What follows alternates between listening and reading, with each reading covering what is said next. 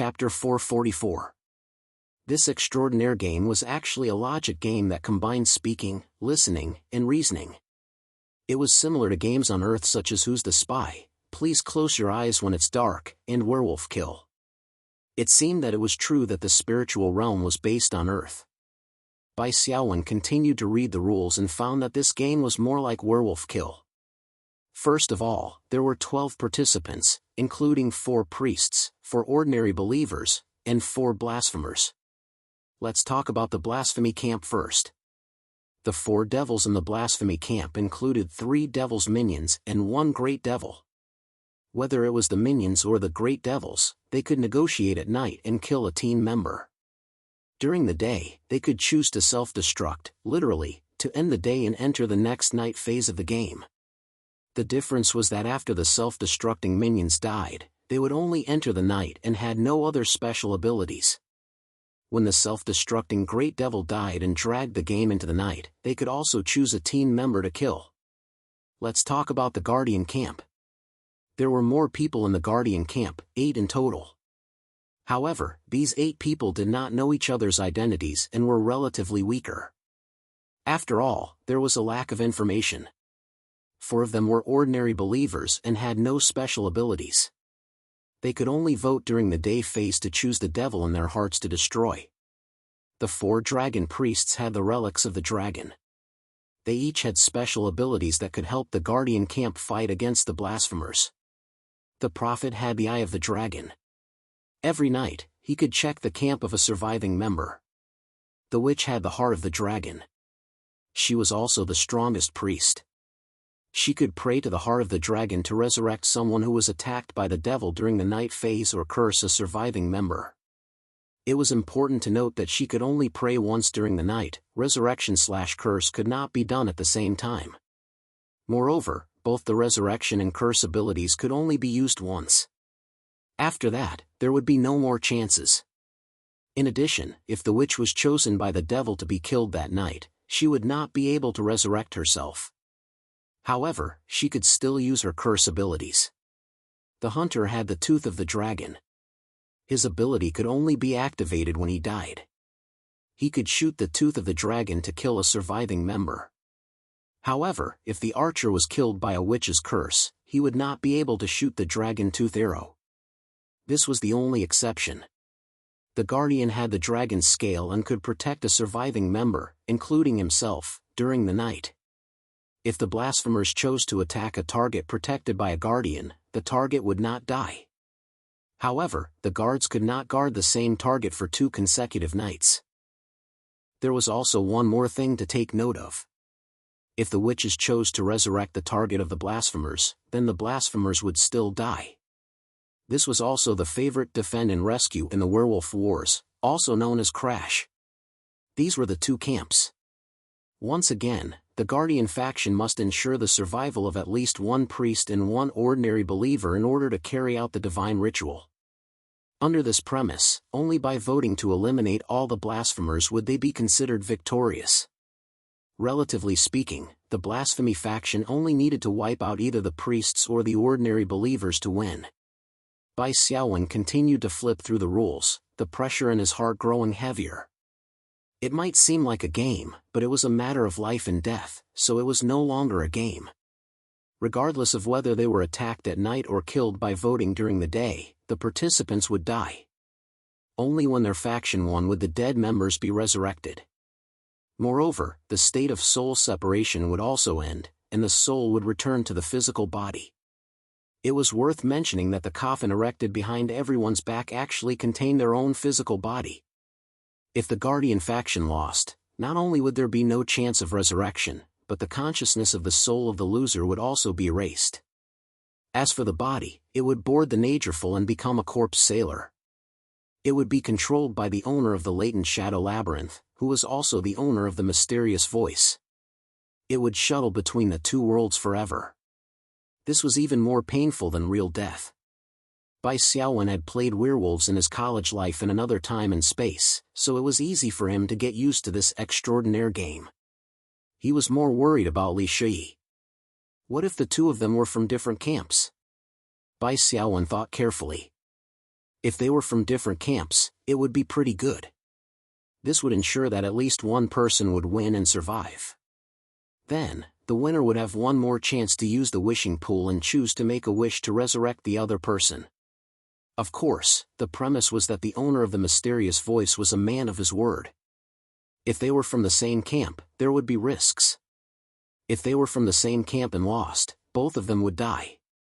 Although Bai Xiaowen was very confident in himself, in this kind of logical reasoning and public voting game, to be honest, there was an element of luck in teammates. Those who had played werewolves before all knew that there was a kind of teammate called a pig teammate. When they were wolves, they would pull down the entire wolf team. When they were good people, they would be the fifth wolf. With such teammates, even Zhuge Liang would be angered to death. The other 10 people at the round table should be natives of the spiritual realm. Bai Xiaowen really had no idea how good their werewolves, oh no, extraordinaire game was. Fortunately, he just heard that these people were players who had won after many rounds of elimination. They shouldn't be too stupid, right? Before that, I will routinely announce the taboo of this game, which is the rule of obliteration. The 12 people around the round table all listen attentively. The first rule of obliteration is that those who speak nonsense will be killed. On the round table, when each participant speaks, no one else is allowed to speak. Otherwise, they will be obliterated. The second rule of obliteration is that those who speak in secret will be killed. On the round table, all speech should be heard by the other 11 members. Anyone who communicates in secret or exposes their identities in any way will be obliterated. The third rule of obliteration is that those who speak nonsense will be killed. On the round table, I am the order and I am the truth. Those who slander me will be obliterated. The 3 words obliterated sent chills down everyone's spines. Bai Xiaowen secretly curled his lips. Wasn't this God's kill, DQ? Understood. Bai Xiaowen didn't doubt that the owner of the loud voice had the ability to control the life and death of the 12 people, in other words, the 12 souls, in the room. He also wouldn't try to challenge the other party's authority.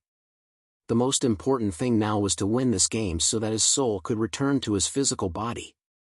Bai Xiaowen looked at the team channel. Like the attribute panel, it was gray. In other words, while his soul was separated from his body, he couldn't communicate with Li Shui through the elite team channel. The game is about to begin. Lift your cloaks. Remember, from the moment you lift your cloaks, you can observe the other participants, and at the same time, you will be observed by the other participants. The 12 people at the round table lifted their cloaks one after another. When Bai Xiaowen saw the person at the 6th seat of the round table, he was slightly surprised. He quickly recognized that this number 6 was the sheriff of Hodge Town, Ahan. On the coffin behind him, there was a relief sculpture of a snake. Ahan should be in Hodge Town dealing with the aftermath of the missing persons case. Why did he come here? He didn't take the same ship as us. A series of questions flashed through Bai Xiaowen's mind. Could it be that I was in a coma for a long time while my soul was separated from my body? Did Ahan take the next ship to come here? Now wasn't the time to think about these questions. Bai Xiaowen tossed aside his questions about Ahan and turned his thoughts to Li Shui. I hope Shui and I have a better understanding of each other and don't expose our close relationship. If someone guesses my relationship with Shui, it will inevitably lead to unnecessary speculation and give people something to use against us. Bai Xiaowen deliberately delayed for a second. After most of the people had taken off their cloaks, he slowly lifted his cloak. Sure enough, in the first seat, Li Shui was sitting in front of the coffin with the relief sculpture of a mouse. However, she only glanced at the scene and didn't show any other expression to Bai Xiaowen. Bai Xiaowen inwardly praised Li Shui for being smart and also thought of this. In the 6th seat, Ahan, who was sitting in front of the coffin with the relief sculpture of a snake, revealed a look of astonishment when he saw Bai Xiaowen.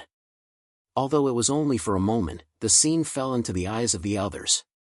In the 11th seat, a beautiful woman with long flaxen hair snorted softly. You know each other. Interesting. Ahan came to his senses and glanced at the beautiful woman with long flaxen hair, but he didn't explain. Now, let's start assigning identities. From this moment on, the rule of obliteration is officially in effect. The mysterious voice sounded again from the beam of light in the center of the round table. The 12 people at the round table became extremely quiet. However, everyone was quietly observing the expressions of the others. When assigning identities, subtle changes in expression could easily reveal some information. Bai Xiaowen was expressionless and closed his eyes slightly. He muttered in his heart, "I hope it's the blasphemy camp." Although there were only 4 people in the blasphemy camp, they had the advantage of sharing identities and could discuss tactics during the night. Bai Xiaowen was very confident in his eloquence. As long as it was the blasphemy camp, he was confident that he could persuade the others to carry out his tactics, greatly increasing his chances of winning. As for the guardian camp, although there were 8 people, their identities were different and they didn't trust each other. In a situation where Bai Xiaowen couldn't command the other 7 people, it meant that the chances of bad teammates appearing would increase. There would be many more uncontrollable factors. A slightly illusory card pattern unfolded in Bai Xiaowen's field of vision. It was the pattern of an eye. It was the size of a fist, and the pupil was vertical, like a snake. Bai Xiaowen quickly felt a sense of familiarity. Wasn't this the special item he had appraised with the Eye of Evolution, the Eye of Amitabha, after spending 10,000 psionic energy points?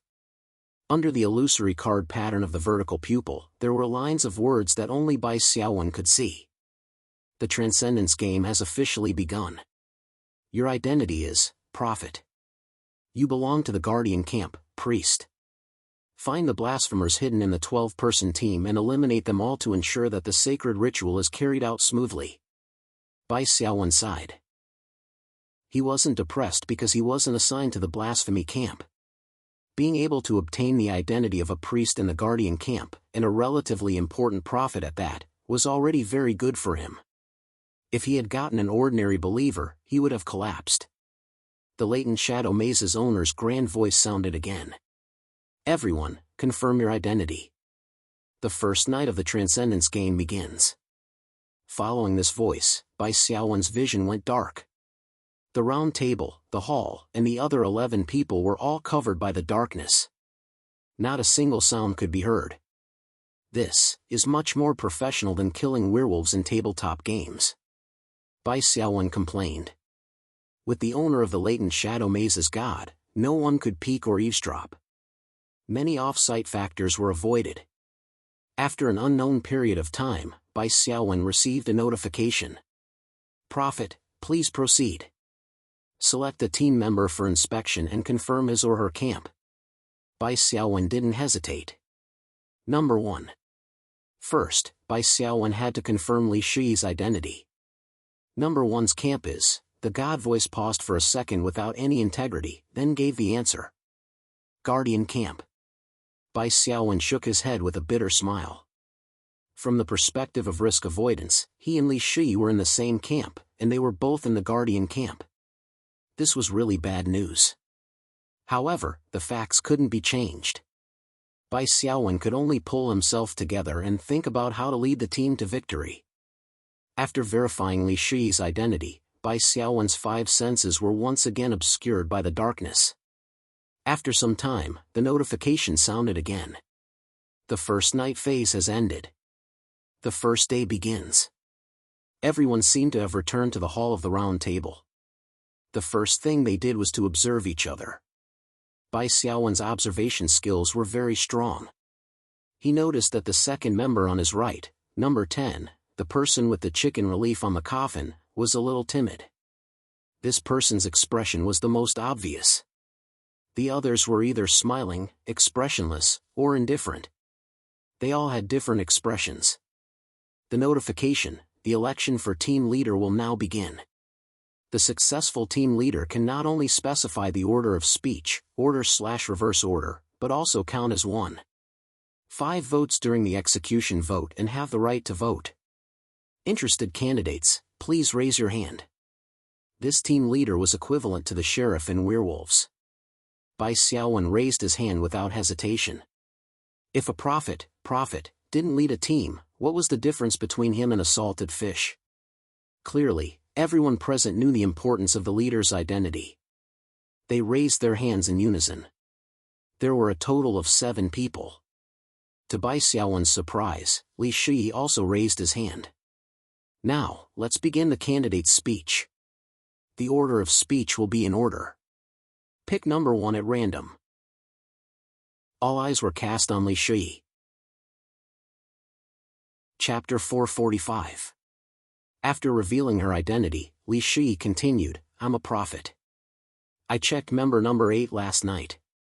He's from the Guardian camp. I hope he can be the leader of the team. Everyone looked at number 8, Bai Xiaowen. Bai Xiaowen smiled, but she was laughing bitterly in her heart. Miss Li, I'm afraid you haven't played this game before. You're obviously a newbie. She was probably just doing some last-minute research on the rules in the dark of the night. From Bai Xiaowen's point of view, she could understand why Li Shi, a good person from the Guardian camp, pretended to be a prophet. She wanted to elevate Bai Xiaowen's status. No matter whether Bai Xiaowen was from the Guardian camp or the Blasphemy camp, Li Shi hoped Bai Xiaowen could survive. Even if Li Shi's status would be lowered and she would be voted out. There was no doubt that Li Shi's new speech would become the target of everyone's criticism. If the other 10 members had the corresponding game experience, they could find many loopholes. After finishing her speech, Li Shi tapped the table lightly, indicating the end of her speech. Every participant's speech was timed by an hourglass. Once the time was up, the speech would be forced to end. Bai Xiaowen made a visual estimation. According to the speed of the hourglass, each person's speech should be 3 minutes long. A prompt sounded, number 1's speech is over. Number 4's speech is up. The round table turned and the hourglass moved to member number 4. The hourglass started counting again. The person sitting in seat number 4 was a fair-skinned man with a humble temperament. He looked like a noble. The coffin relief behind him was a picture of a rabbit. Let me introduce myself. My name is Ludwig. First of all, I'm a good person. You can treat me as an ordinary believer. I can also be a priest. I think that since you're able to sit here, you must have participated in many extraordinary games. However, just in case there are newcomers, I'll talk about some conventional wisdom. This is to increase the chances of the good people from the Guardian camp winning. In terms of numbers, newcomers are twice as likely to be assigned to the Guardian camp compared to the Blasphemy camp. Explaining these things clearly will help newcomers in the Guardian camp to make more accurate judgments. Of course, the experienced veterans can skip my speech. Many people smiled when they heard Ludwig's words, and the atmosphere relaxed a little. Ludwig continued, let's address first. Let's talk about the names first. Some people don't want to say their names, such as the young lady in the first seat. Of course, it doesn't matter. We usually address people based on the coffin relief behind them. For example, there's a cute little rabbit on the coffin behind me. Therefore, rookies can call me Mr. Rabbit. Number 1 is Miss Rat. It is said that these 12 animal reliefs came from a distant foreign land, so there is no need for everyone to waste time investigating. In addition, the team leader election on the first day of the extraordinaire game is very important to us, the Guardian camp. We have to ensure that the true prophet gets the leader position because this position will be passed down. The prophet will always die in 2 to 3 nights because he's too much of a threat to the Blasphemy camp. After the prophet dies, we can only use inference to find the remaining blasphemers. This is undoubtedly very difficult, so the prophet has to maximize his contribution as much as possible. During the leader election, the prophet has to say who he will verify on the next night. This way, if the prophet falls on the next night, and the member he verifies is a member of the Guardian camp, he can pass on the message that this member is a good person by designating this member as the successor of the leader. On the contrary, if he verifies that this member is a member of the Blasphemy camp, he can pass on the message that this person is a bad person by designating another known good person as the successor or not designating a successor. For example, Miss Number 1's speech just now. Unfortunately, she didn't have this point. Therefore, I'm not sure about her identity as a prophet. If someone later claims that he or she is a true prophet, I'll believe the latter a little more. At this point, Mr. Rabbit number 4, who was also Ludwig, gently knocked on the round table and ended his speech. The round table turned to number 5. On the coffin behind him, there was a dragon-shaped relief. Bai Xiaowen had already realized that it was one of the 12 zodiac signs.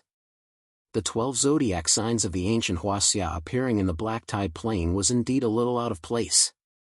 Just like what number 4 Ludwig said, they were animals from a distant foreign land. For example, the dragon behind number 5 was the dragon of China. It was very different from the Western dragons with a lizard head, bat wings, and big buttocks.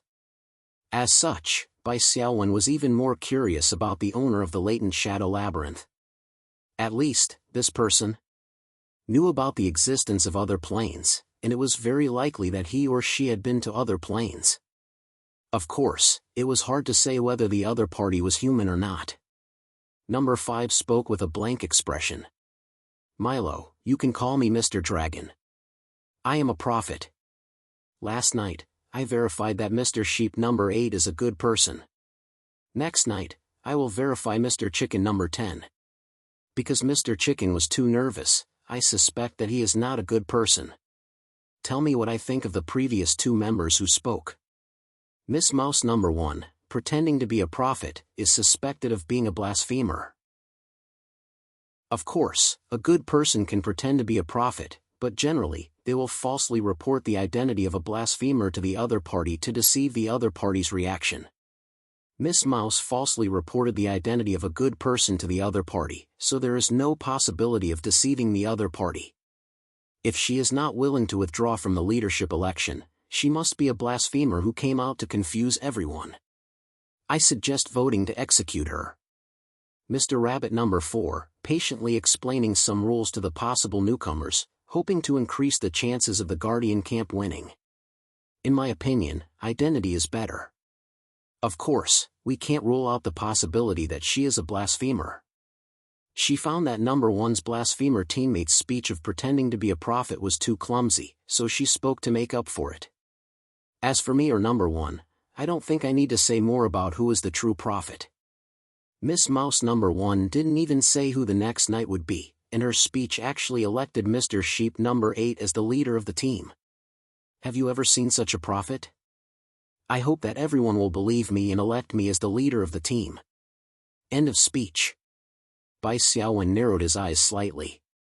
Bai Xiaowen was a prophet, so in his eyes, number 5, Mr. Dragon Milo, must be an iron wolf. Oh no, an iron blasphemer.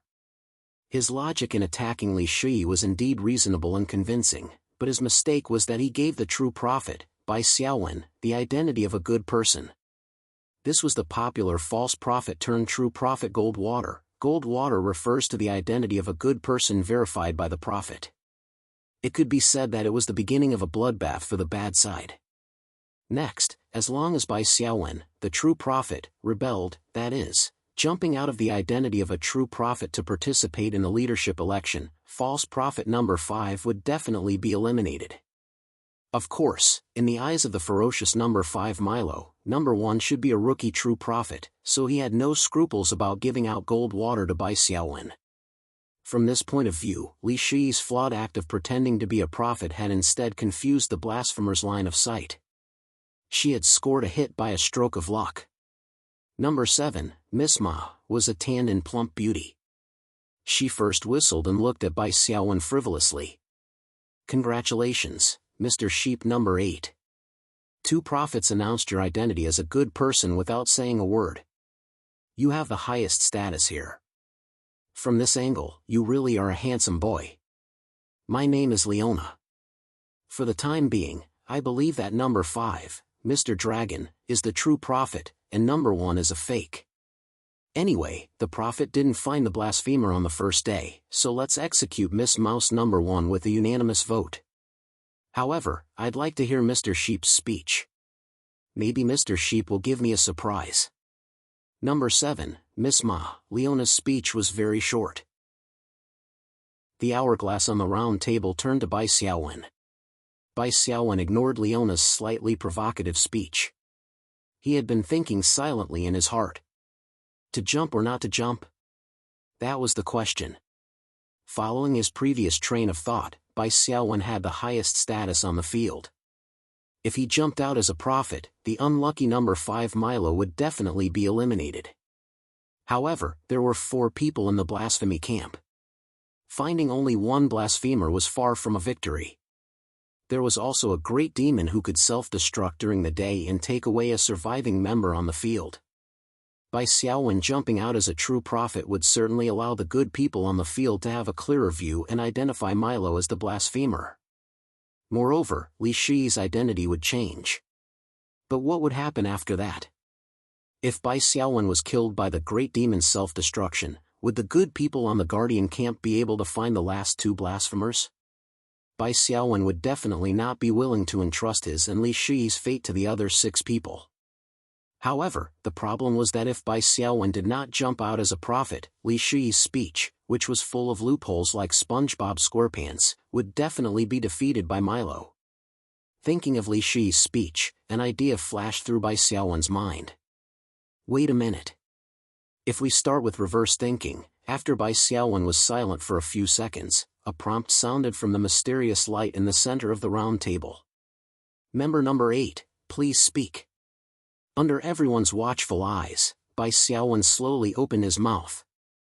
Actually, I believe that Miss Mouse number 1 is the true prophet. Facing the slightly surprised gazes of the crowd, Bai Xiaowen said confidently, I'm sorry. Let's first assume that if Miss Mouse number 1 was a blasphemer and came out to pretend to be a prophet, would she give such a speech that was full of loopholes and did not even mention the follow-up examination? Yes, you can say that Mouse number 1 is a newcomer. But a newcomer would dare to pretend to be a prophet in this kind of life and death game? In other words, Mouse number 1 was pushed out by her fellow blasphemers to pretend to be a prophet. Then think about it again, wouldn't her fellow blasphemers teach her how to jump out as a prophet? Don't forget that the blasphemy camp can negotiate at night. Mouse number 1's speech, which was full of loopholes, proved one point. She had no teammates. No one taught her how to speak. Bai Xiaowen emphasized, therefore, I believe that Mouse number 1 is the true prophet. Then, Mr. Long, who danced against her, must be a blasphemer. While speaking, Bai Xiaowen's eyes were fixed on Li Shi. This time, it was really a risky move. Let Li Shi act as a prophet on the surface, while Bai Xiaowen, the true prophet, hid. If everything went well, they could verify his identity a few more times. Moreover, Bai Xiaowen was alive on the field. Whether it was a summary speech or a vote, he could play the role of leading the team. Bai Xiaowen was afraid that Li Shi would withdraw from the election. This would prove that Li Shi was not the true prophet, because the true prophet would not withdraw from the election. If Li Shi withdrew, Bai Xiaowen could only retract his previous speech and jump out of the identity of the true prophet. Even if he was killed by the great demon's self-destruction, it was still better than letting everyone mistakenly believe that Mouse number 5 was the true prophet and being led by the nose by the blasphemers. Li Shi's bright eyes were also fixed on Bai Xiaowen. She felt that Bai Xiaowen's eyes had a kind of encouraging look. As for the other 3 blasphemers, I think there must be other blasphemers among the speakers of the leadership election who want to help false prophet number 5 solicit votes and instigate. From the previous speech, Miss Ma number 7 is the most suspicious. As for Mr. Rabbit number 4, he seemed to be explaining the rules to the newcomers, but in fact, he was vaguely attacking Mouse number 1. His last speech was equivalent to a foreshadowing to make everyone believe in false prophet number 5 more. Therefore, it is also possible that Mouse number 4 and Mouse number 5 are the 2 blasphemers. Therefore, I suggest that Mouse number 1 first test Mouse number 4, then test Mouse number 7. Guard Mouse number 1 tonight so that she can report the information of the 2 days of tests. Of course, we also have to think of a way to prevent the blasphemers from continuously self-destructing. When a werewolf self-destructs during a fight, it will end the day phase and directly enter the next night. This will not give the prophet a chance to speak, and it is an effective way to suppress the information of the tests. The price is the sacrifice of a werewolf.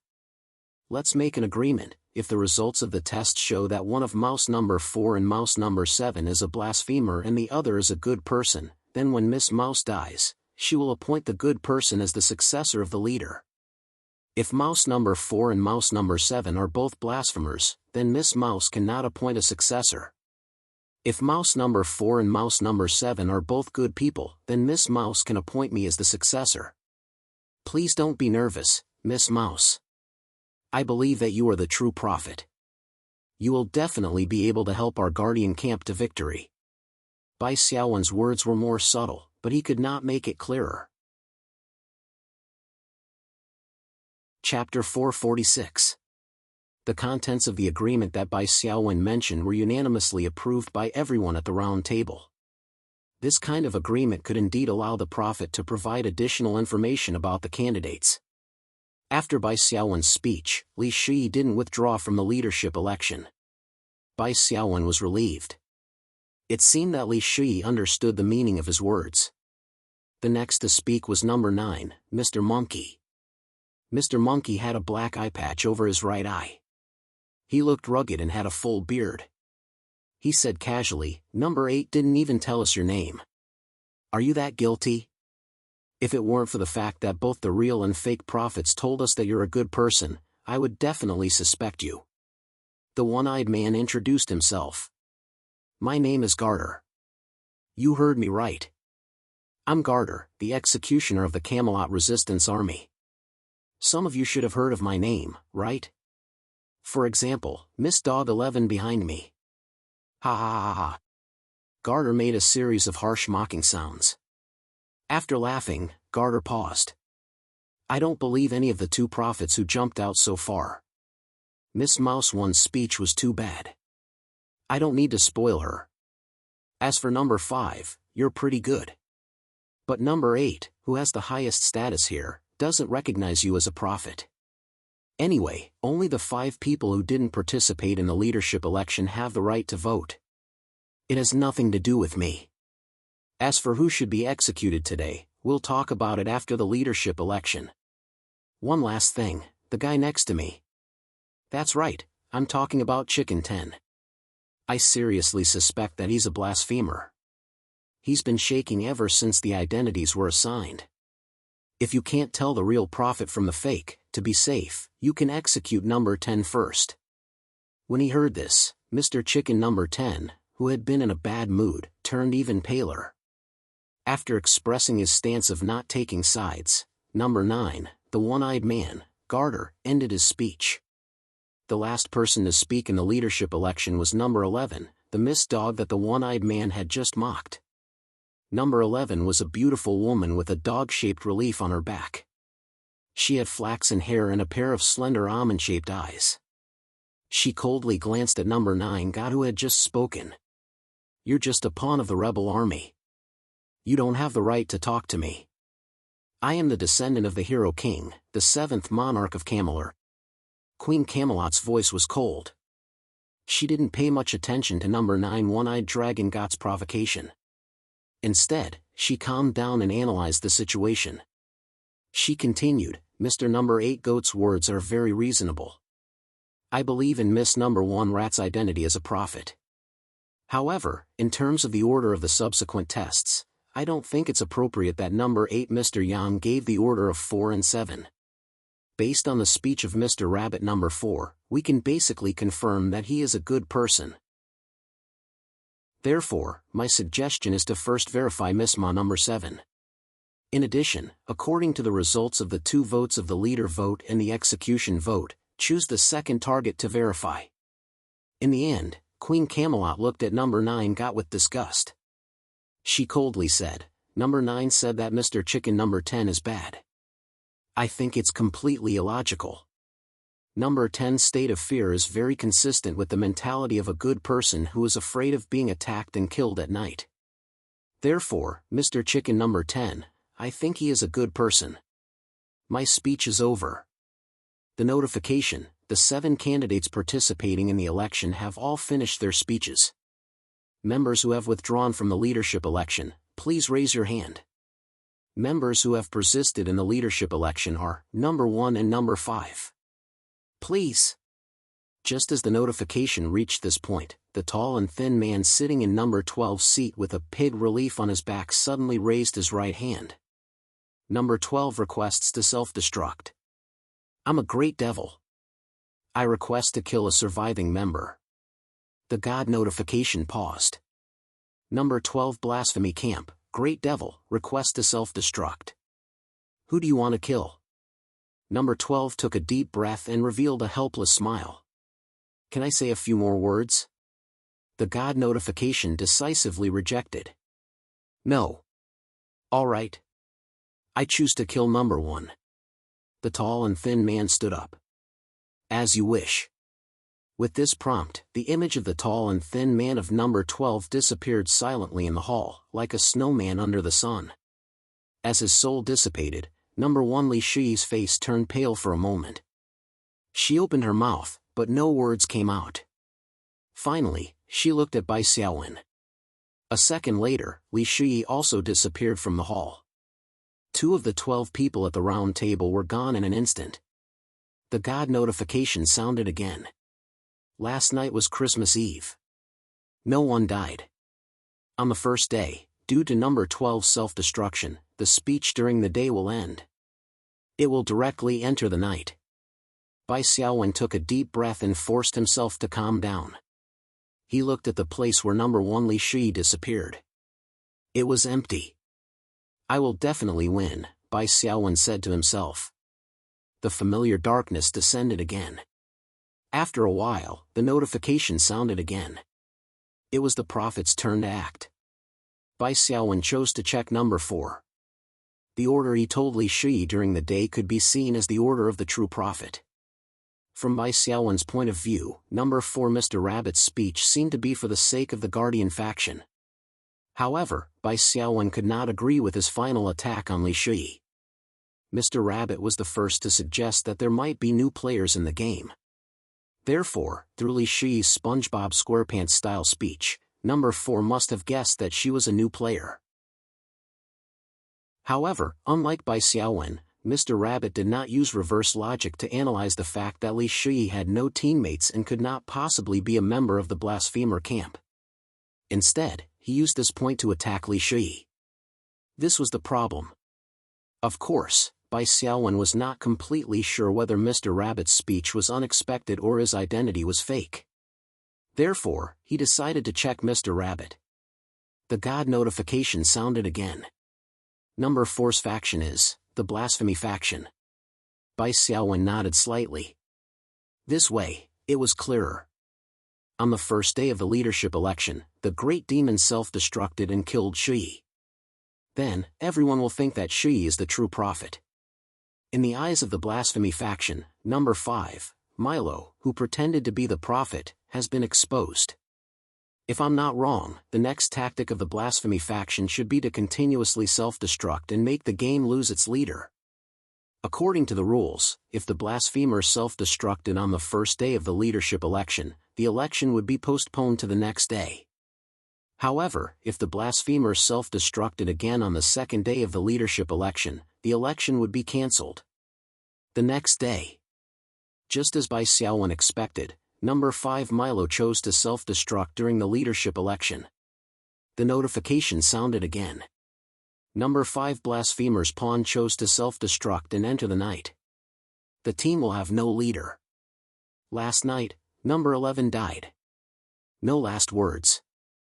Complicated gazes were cast on Queen Camelot, who was at number 11.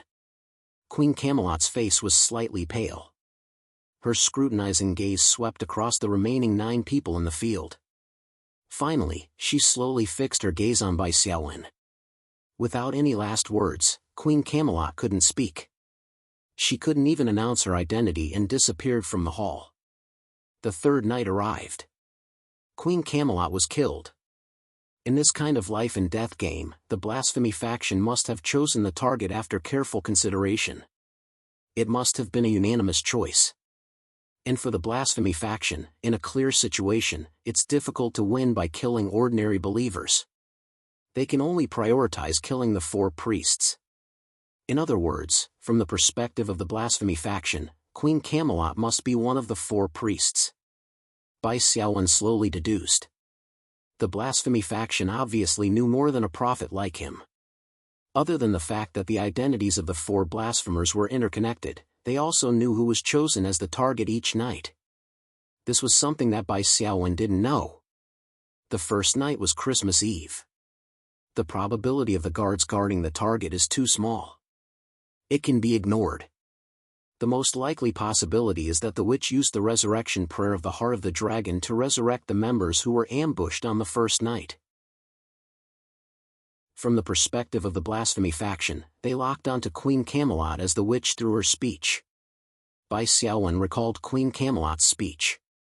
With the super brain working at full speed, every word Queen Camelot said, and even her expression and gaze when she spoke, appeared in Bai Xiaowen's mind like a movie rewind. The fight with number 9 Garter was their personal grudge. They couldn't put Garter on the list of suspects because of this. If Garter was a blasphemer and wanted to kill Queen Camelot, he would have done it on the first night. As a witch, Queen Camelot couldn't resurrect herself. The first night couldn't have been Christmas Eve. From this point of view, Garter's identity was better. Next, side number 1. Agree with my speech. It's all from a normal perspective. It can't expose the fact that she's a witch. In the end, Queen Camelot kept number 10's identity as Mr. Chicken. Wait. Bai Xiaowen frowned slightly. To be honest, on the first day of the leadership election speech, Bai Xiaowen didn't have a good impression of number 10 Mr. Chicken. His cowering appearance was very suspicious. If number 12 hadn't self-destructed and eliminated the possibility of a bad guy, Bai Xiaowen might have included number 10 as a candidate for the blasphemy faction. Then, why did Queen Camelot recognize number 10 as a good guy? Bai Xiaowen felt that he had grasped the key point. That's the reason. Queen Camelot wouldn't protect a member in a bad state for no reason. The only possibility is that she's a witch. On the first night, number 10 Mr. Chicken was chosen as the target by the blasphemy faction, and Queen Camelot used resurrection to save him. The blasphemers knew that they killed number 10, so they were naturally very sensitive to Queen Camelot who saved number 10. Based on this information, they locked onto the witch. If that's the case, number 10 was the target of the attack on the first night, so he shouldn't be a blasphemer. So, I don't need to verify number 10. I'll just follow the previous order and verify number 7's identity. When it was Bai Xiaowen's turn to verify the identity of number 7, Leona, he chose to verify the identity of number 7, Miss Ma. Number 7's faction is the blasphemy faction. Phew, as expected. Now, all 4 members of the blasphemy faction are here. However, Bai Xiaowen wasn't too excited. He was now thinking about the second problem, which was whether he could survive the night. Who would the blasphemers kill tonight? From the perspective of number 12, number 1 Li Shui is a prophet, and number 11 Queen Camelot is a witch. The identities of the 2 most threatening priests have been confirmed. He got up and self-destructed, killing the prophet during the day. Then, the blasphemy faction's minions killed the witch at night. 2 of the 4 priests are dead. The next day, no. 5 Milo, whose identity has been exposed, self-destructed. Then, they just need to find the remaining 2 priests among the surviving members and kill them one by one. So, they must want to kill the priests. Of course, there was one mistake in the blasphemers' perspective, which was their misjudgment of Li Shui's identity. In Bai Xiaowen's view, Li Shui was not a prophet, a witch, or a hunter. The possibility of him being a guard was actually very low. If he was a guard, there was no reason for him to jump out and make himself the center of attention. It was enough for him to quietly hide below and take turns to guard himself and Bai Xiaowen. Therefore, Li Shui was most likely an ordinary believer. However, the blasphemy faction's misjudgment of Li Shui's identity was not important. Because the blasphemers were already in the state of rats looking for cats with knives, they had to find a member suspected to be a priest and kill him. Of course, the probability of a priest appearing among the candidates for the leadership election was higher. Therefore, Bai Xiaowen was also in the blasphemers' sights. If Bai Xiaowen was killed, he wouldn't be able to provide information about his 2 consecutive nights of tests since he didn't have the status of a leader or any last words. In that case, Li Shi's self-detonation that helped him block the Archdevil's self-detonation would be meaningless. This was also one of the frustrations of being a prophet in the werewolf war. He had clearly detected a hidden wolf at night, but he had been smothered to death by the bright wolf's serial self-destruct. Of course, even if Bai Xiaowen was killed, it did not mean that the Guardian Camp would lose. On the contrary, the Guardian Camp still had a good chance of winning. This was because Bai Xiaowen had already pointed out the possibility that number 4 and number 7 were blasphemers in his speech on the first day. In addition, Li Shi's identity as a prophet had been recognized by everyone. He had been killed by the great demon's self-destruct. Therefore, number 4 and number 7, who had attacked Li Shi before, were of course of low status in the eyes of everyone. As long as there were 2 or 3 sensible people in the Guardian Camp who could lead the situation, it would not be a problem to execute these 2 people in turn. However, Bai Xiaowen still did not want his fate to be in the hands of others. Just as Bai Xiaowen's thoughts were spinning, the owner of the Hidden Shadow Labyrinth, who was also the game's god, made a prompt sound again. Chapter 447. On the round table, the remaining 8 members met each other again. There was a hint of fear in many people's eyes. Last night was Christmas Eve, the god's prompt said after a pause. The guard did a good job. This was Bai Xiaowen's first reaction. He felt half of the heavy stone hanging in his heart fall off. Bai Xiaowen's powerful observation skills came into play. After the Christmas Eve prompt sounded, he looked around the room and saw the changes in everyone's expression. Most people couldn't hide their joy, except for 2 people. Number 4, Mr. Rabbit Ludwig, and number 7, Miss Maliona. However, their expressions were also very obscure. After a moment of depression, they immediately turned to joy. If Bai Xiaowen hadn't been paying attention, he wouldn't have noticed it. Of course, there was no need for such observation. After 2 consecutive nights of verification, Bai Xiaowen had already determined that these 2 people were the last 2 lackeys of the blasphemers.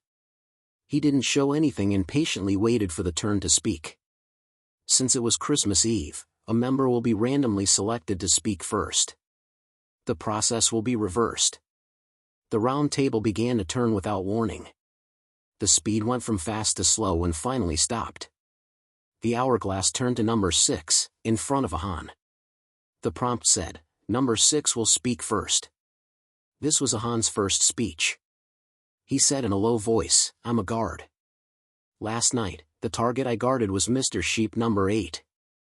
Since no one died last night, it means that my guarding was correct. The blasphemers chose number 8 as their target." After a pause, Ahan continued, "On the first night, in order to avoid conflict with the witch's resurrection, I didn't choose to guard the target. On the second night, I guarded myself. Last night, which was the third night, I couldn't continuously guard myself, so I could only guard others. I think the blasphemers might have chosen number 8 because Mr. Sheep number 8 is the only one who is recognized as a good person among the surviving members. If the blasphemers wanted to confuse and frame someone, they couldn't frame number 8. They could only kill him at night." Bai Xiaowen breathed a sigh of relief. Ahan was right. This was the normal way of thinking as a guard. The blasphemy faction had a priority for killing at night. Generally speaking, witches with the ability to resurrect and curse were the first targets to be killed, followed by prophets. Once the witch and the prophet were killed, the remaining 2 priestesses would have to be killed first. This was because the blasphemy faction would win once all the priestesses were dead. Of course, if the good faction's vision was muddled and they executed the ordinary believers during the voting during the day, resulting in a situation where the number of ordinary believers was less than the number of priests on the field, the blasphemy faction could choose to ignore the priests and directly kill the remaining ordinary believers to win in order to win. And in the case of not being able to confirm the identity and not knowing whether to kill the priests or ordinary believers, the good people in the field were the priority targets.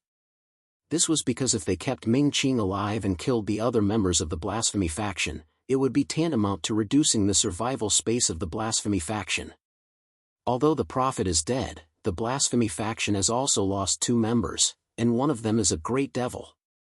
Currently, there are only 2 blasphemy faction members left alive. I suggest that the witches report who they saved on the first night, to give everyone more information. If it really doesn't work, we can only reveal our identities and choose from the people with conflicting identities to execute. In a situation where there were no prophets, and the good faction was in the lead, it was indeed a good choice to skip the identity fight. Number 4 Mr. Rabbit, Ludwig, said, since number 6 Mr. Snake says he's a guard and asks everyone to reveal their identities, I'll be the first to respond. My identity is a witch. On the first night, number 7 Miss Ma was killed, and I used the resurrection ability to resurrect her. After a pause, Ludwig said apologetically, I would like to apologize to everyone here. On the second night, I used the killing curse ability, and the target was number 5 Mr. Dragon, Milo. As for the reason, everyone should be very clear, because number 1 Miss Mouse, the true prophet, was killed by the great devil's self-destruction, and number 5 Milo was definitely a blasphemer who pretended to be the prophet. But what I didn't expect was that blasphemer number 5 would directly self-destruct during the leadership election the next day, which was tantamount to wasting the killing curse. This was my mistake, I didn't think it through. As for the remaining 2 blasphemers, I think number 9 Mr. Monkey is the most suspicious. Number 11 Queen Camelot was killed for no reason, and number 9, who had a grudge with her, should be the most suspicious. In this round, I will vote to execute number 9. After number 4 Ludwig's speech, number 3 Mr. Tiger and number 2 Mr. Cow each reported their identities as ordinary believers, and then their speech was more inclined to follow the 2 priests in front. Number 10 Mr. Chicken shrunk his neck and looked at number 9 Garter with resentment. I agree to execute Garter, Her Highness Queen Camelot must have been killed by him. When it was number 9 Garter's turn to speak, he angrily slammed the table. You idiots, I wanted to kill Queen Camelot, and I did it on the first night, how could I leave her alive until the second night? You dare to execute me? I'm a hunter. Whoever dares to vote for me, I'll F***king take them away. This piece of shit number 10, you didn't report your identity, what the F***ck are you? Listen to me this round, all votes to execute number 10. I didn't like him on the first day. Number 10 Mr. Chicken's face was ashen. He was so agitated just now that he forgot to report his identity, and it was too late for regrets. Garter cursed for a full 3 minutes, but this executioner of the Camelot Resistance Army was very particular about his speech. The target of his curses was number 10, and he didn't offend anyone else. He also didn't touch the 3 laws of obliteration of God. Finally, the hourglass of the round table turned to Bai Xiaowen's side. Number 4 and number 7 are blasphemers, and I'm a prophet. Bai Xiaowen was the first to speak, fast and clear. If it was a normal game, Bai Xiaowen would be more relaxed, but now it was a life and death battle, and it was really a matter of life and death. Poise and manners were **T, and he had to report the most important information first. After saying this, Bai Xiaowen breathed a long sigh of relief. Now, even if number 4 or number 7 self-destructed, it didn't matter. After he reported this information, the Guardian camp was bound to win. Everyone looked at Bai Xiaowen with surprise, but there was no doubt in their eyes. This was the benefit of double metal water, the highest status in the field. Under other circumstances, a prophet who jumped on the 3rd round would definitely not be believed by some people, and it was possible that he would be beaten into the ground. However, from everyone's perspective, Bai Xiaowen was a good person. Now that he jumped on the prophet, everyone had to believe him, whether they wanted to or not. Because he couldn't be a blasphemer. Bai Xiaowen then slowly explained why he didn't jump on the first day, how Li Shi blocked a knife for him, and then analyzed that the Camelot Queen was a witch, and that number 10 was a member who was attacked when she resurrected on the first night, and so on. In fact, Bai Xiaowen didn't need to explain so much, and his first sentence was enough. Ludwig, who was pretending to be a witch, and Leona, who hadn't spoken yet, suddenly changed their expressions. The highest status in the field jumped on the prophet, and pointed out their identities as the blasphemer's minions, and they had no ability to resist. Bai Xiaowen concluded his speech. First, number 4, then number 7. After he finished speaking, number 7 Leona's speech was intermittent and somewhat incoherent. She no longer had the frivolity she had on the first day when she teased Bai Xiaowen.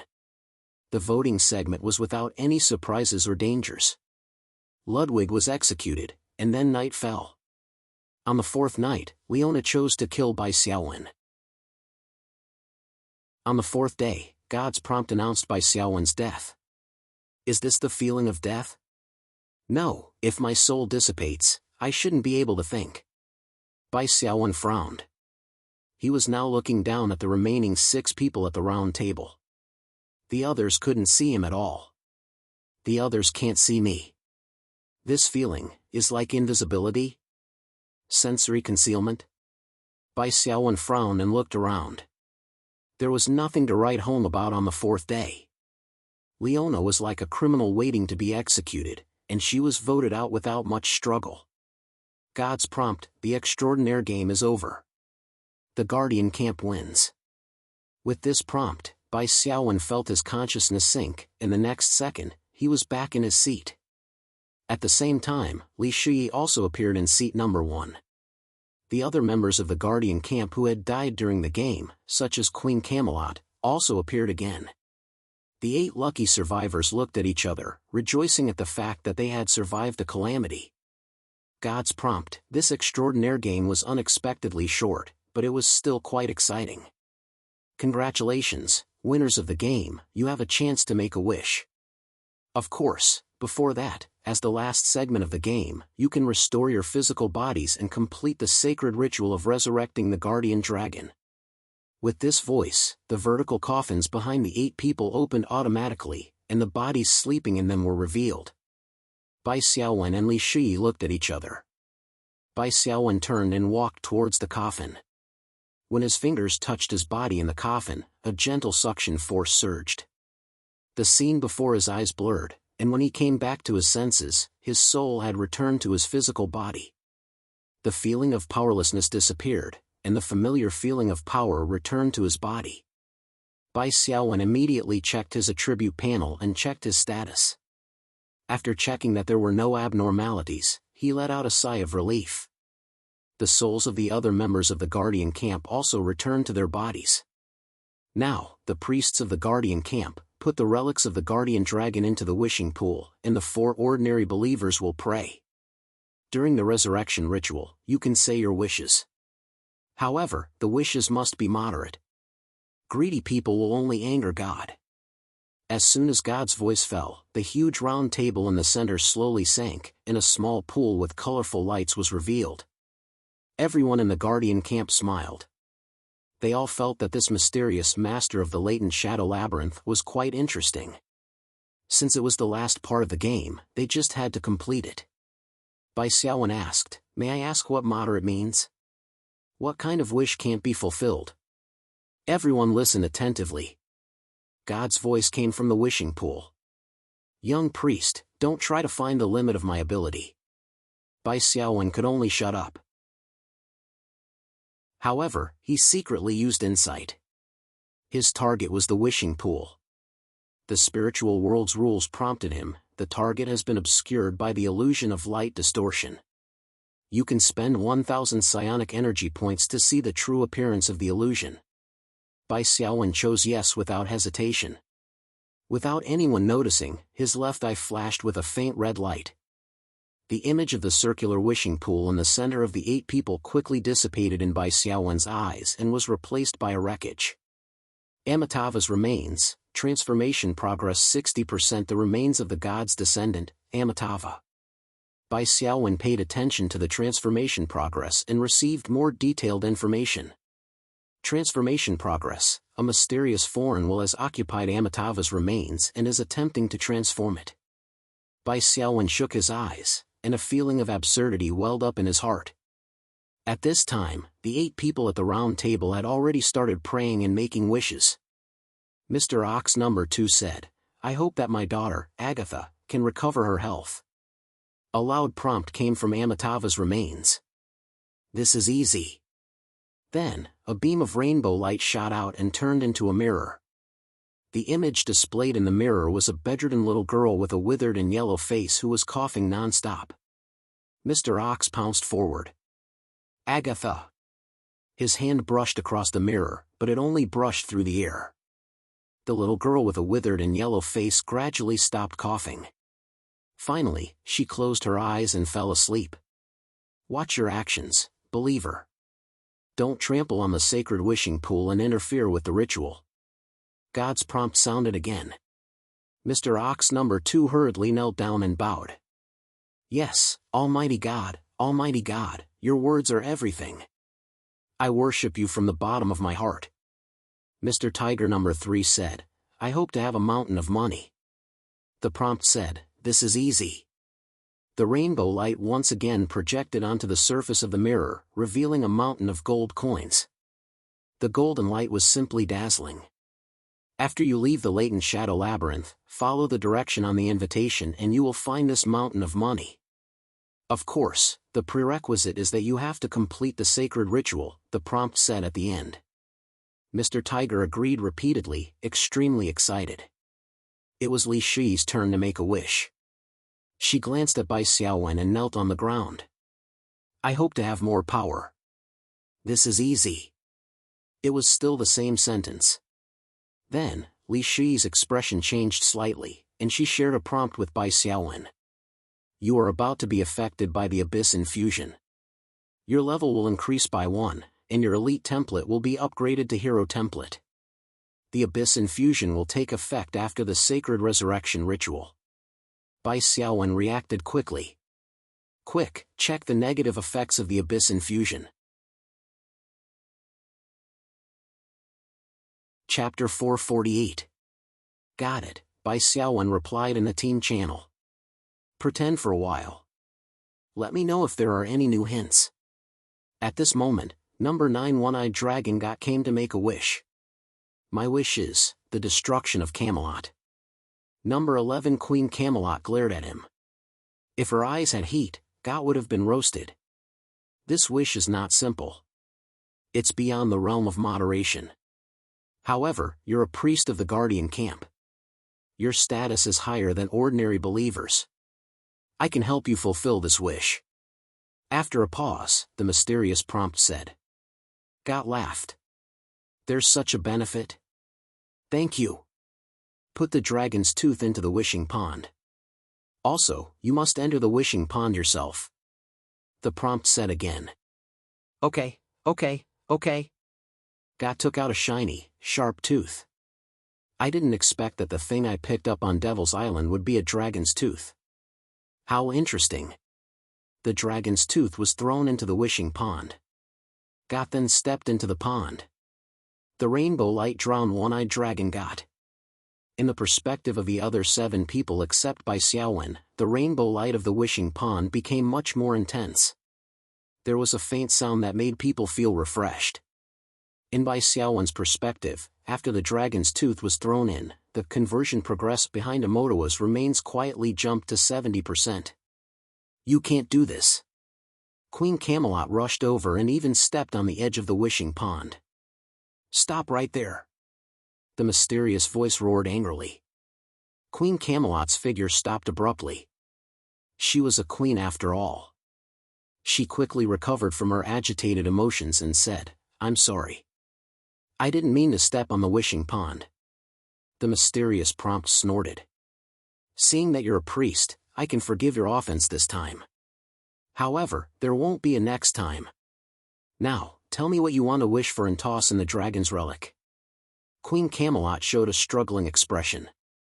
Bai Xiaowen narrowed his eyes and analyzed. Queen Camelot should have had a wish. However, God's wish put her in a dilemma. Should he save his own country, or should he continue to make his previous wish? If a king was so conflicted, then her previous wish must have been very important. However, Bai Xiaowen stood up and stopped Queen Camelot as well as Ahan, who was standing in line behind her. Wait, can I ask you a question? Bai Xiaowen asked. What's the problem? The mysterious voice sounded impatient. Who are you? Bai Xiaowen asked. What's your name? Where are you from? Impudent. Young priest, are you challenging my dignity? The mysterious voice reprimanded him sternly. Remember your duty. I can take your life at any time. Don't stop me. Queen Camelot reached out and pushed Bai Xiaowen away. Bai Xiaowen was quite shocked. He realized that the Camelot Queen was very powerful, and that push was definitely not the strength of an ordinary person. Bai Xiaowen immediately used insight to observe Queen Carmelo.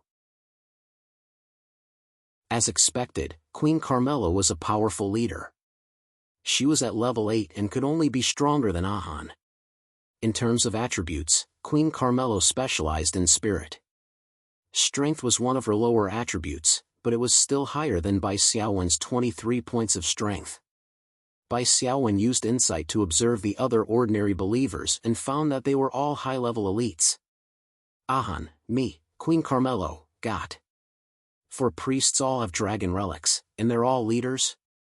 Is this a coincidence, or is it inevitable? Unfortunately, after Bai Xiaowen's soul returned to his body, Ludwig and the other blasphemers had disappeared. He couldn't use insight to determine their templates for reference. Queen Carmelo's expression was solemn. Great being, if I wish for Carmelo to never be destroyed, can it be fulfilled? The mysterious voice paused. Yes. You're lying. Bai Xiaowen snorted. Then how do you explain God number 9's wish? The 2 priests had conflicting wishes, and the mysterious voice had agreed to both of them. This was a sign of dishonesty. Queen Camelot frowned and showed a confused expression. Mortal, don't try to guess my power with your ability. I won't bother to explain it to you. The mysterious voice was loud and vast. Witch priestess, will you continue to make a wish and complete the sacred ritual? If you withdraw, Carmelo will follow the wishes of the hunter priestess and become the dust of history. No! Queen Carmelo shrieked. She took out a fist-sized crystal and threw it into the wishing fountain. Then she entered the fountain. The rainbow light completely drowned her. The rainbow light in the wishing pond became even more brilliant, and the clear gurgling sound became even clearer. Even Bai Xiaowen felt his heart tremble. He glanced at it. The conversion rate of Amotoa's remains had reached 80%. What Bai Xiaowen couldn't understand was why Queen Carmelo believed the mysterious voice. It was obvious that the other party's logic was contradictory, but Queen Carmelo acted as if she had eaten a brainless pill and didn't turn back. Ahan, do you trust me? Bai Xiaowen turned around and stared at Ahan. If you trust me, don't make a wish. Don't let this guy know your weakness. Ahan glanced at Bai Xiaowen, pondered for a moment, and shook his head. If you don't want to make a wish, then move aside. It's my turn. Bai Xiaowen narrowed his eyes, but he didn't stop Ahan. Instead, he took a step away. Ahan stepped forward and took out a palm-sized scale from the wishing fountain. Is this a dragon scale? Yes, guard priestess. Come, make your wish. I will make it come true. The mysterious voice was full of temptation. I want to become the most powerful person on the continent, Ahan said. Okay, no problem. You will become a lord or even a king, and your strength will double. As long as you complete the sacred ritual, everything will come true. Ahan glanced sideways at Bai Xiaowen. Aren't you going to try to persuade me? Bai Xiaowen shook his head. It seems like there's no need. You're very clear-headed. Your deepest wish isn't to become the most powerful person, is it? Ahan nodded slightly. Yes, that's why it didn't succeed in bewitching me. I roughly understand this guy's method of bewitching people. The wish is just a bait to lure us into revealing our weaknesses. When I was facing the wishing well, there was a voice whispering in my heart, telling me to cast out the dragon scale and walk into the wishing well. That way, I could become the strongest person on the continent. Unfortunately, this doesn't have any enticement for me. Very smart, Your Excellency Sheriff, Bai Xiaowen praised. I'm not as good as you. I only figured out the method after I got your hint and verified it myself. You figured it out after Queen Carmelo fell into the trap. Ahan sighed. It seems that there's a reason why you can solve the missing persons case. The mysterious voice, you two arrogant guys, how dare you look down on me? I will destroy your souls. You don't call yourself I anymore? Bai Xiaowen said cheerfully. It seems that your ability is only effective on pure souls. You shouldn't be a physical body, but a spiritual will, right? I'm curious, can you forcibly separate my soul from my body like you did on the Nagerful? The mysterious voice paused for a while. Bai Xiaowen nodded. Sure enough, to use a powerful ability like the abyssal gaze, there must be a prerequisite, and that is the Nagerful. Or rather, the key lies in the ship's bow. Without it, you are nothing. From Bai Xiaowen's point of view, the extraordinaire game was actually a means for this so-called God, the mysterious voice, to establish its authority. Its purpose was to subconsciously make the 12 people feel that it had the power to control life and death and that they couldn't defy it. In fact, the mysterious voice's ability should be effective on the spiritual level. It was very powerful on pure souls and could blind all of a soul's perception, just like a small black room. It should be unable to do anything to living beings with physical bodies. The mysterious voice's ultimate goal was to complete Amitabha's remains. If it had the power to control the life and death of living beings with physical bodies, why would it bother to create such an extraordinaire game? It could have just ordered everyone to hand over the so-called dragon's relics and then submit to it. As for why it didn't order the undead sailors to search for the dragon's relics, it was even simpler. People of noble status like Queen Camelot all had storage devices. Without her own consciousness, there was no way to take anything out of them. As for Bai Xiaowen, it was even more impossible. His storage space was a safer existence than a storage device. External forces couldn't invade it. Therefore, to complete Amitabha's remains, it was necessary to let everyone's souls return to their physical bodies. Then, they would willingly take the initiative to take out the relics and put them in the wishing pool. When Bai Xiaowen's soul had just returned to his physical body, he was still full of fear toward the mysterious voice. From his speech and actions, it could be seen that his provocation toward the mysterious voice was from a light tap to a heavy slap. Using Huaxia's words, it was taking advantage of others. After testing that the mysterious voice was strong in appearance but weak in reality, of course, Bai Xiaowen wouldn't hold back. Taking a step back, even if the mysterious voice could still use an ability like the abyssal gaze, Bai Xiaowen could still spend psionic points to activate the Eye of Evolution and cause the other party to suffer a backlash. You? What do you want? Gold? Jewelry? Beauty? Endless power?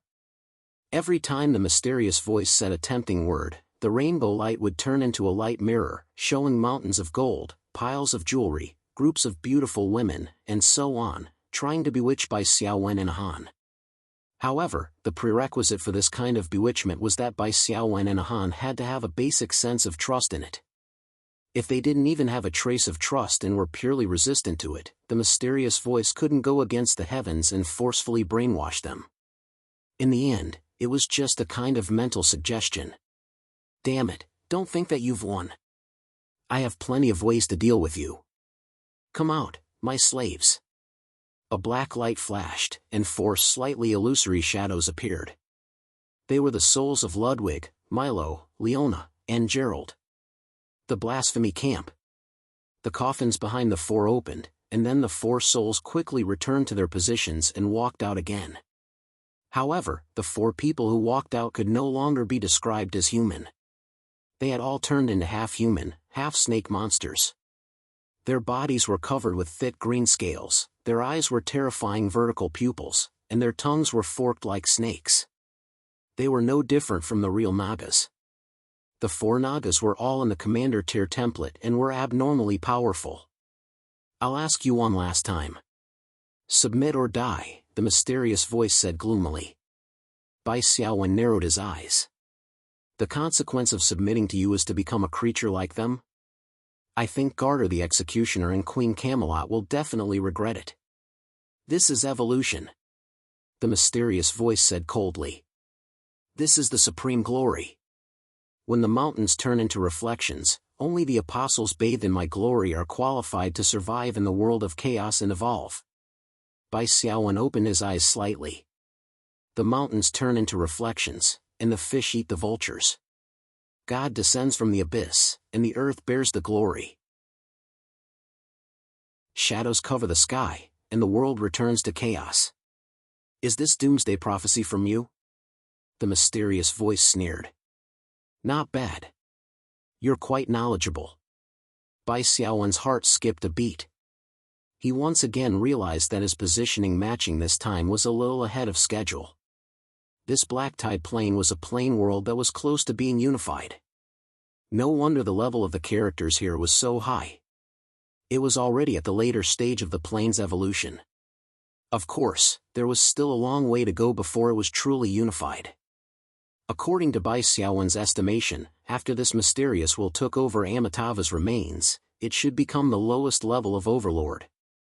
There was a high probability that it would become a powerful existence beyond the Overlord level, and then form a snake demon force that would sweep across the Black Tide continent.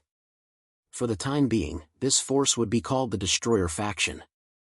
When that time came, the opposing factions formed by the creatures of the Black Tide continent, such as the Camelot Kingdom and the Camelot Resistance Army, would undergo a major reshuffle. One side would submit to the Destroyer faction, while the other side would submit to the Salvation faction. You guys acted pretty well in the extraordinaire game. Bai Xiaowen looked at Ludwig and the others. The four Naga leaders did not feel ashamed at all.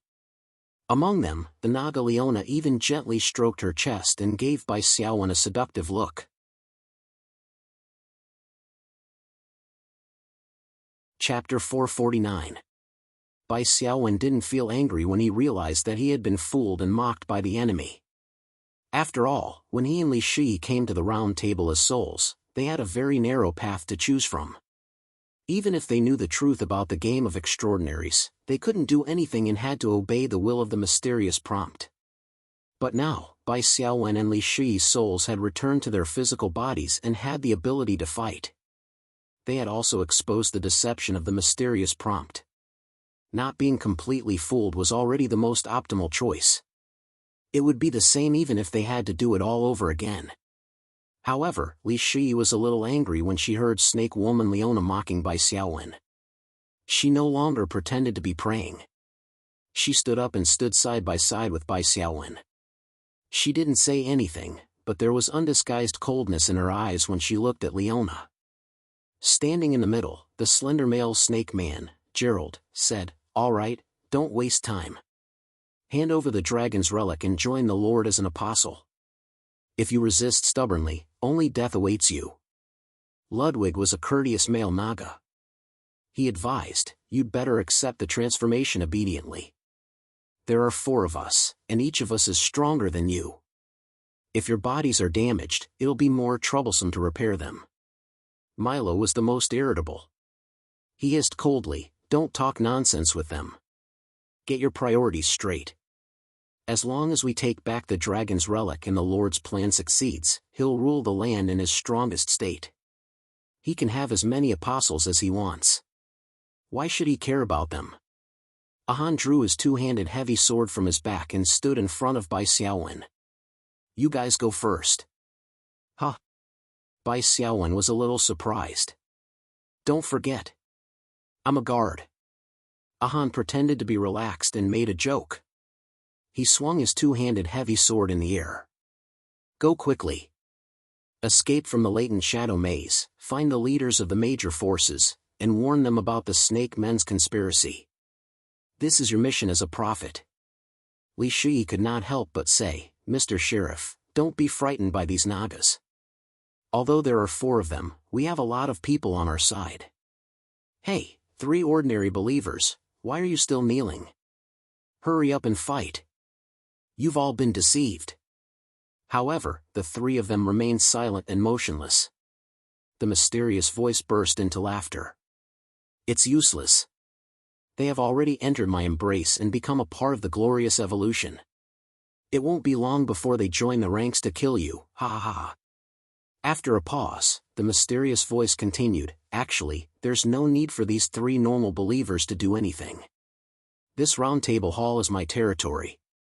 Here, you won't even be able to use half of your strength. Feel the power of the illusion." The rainbow light of the wishing pond surged. Bai Xiaowen, Li Shui, and Ahan's vision blurred at the same time. They saw that Gerald and the other three snake men had split into four overlapping shadows and lunged at them, brandishing their weapons.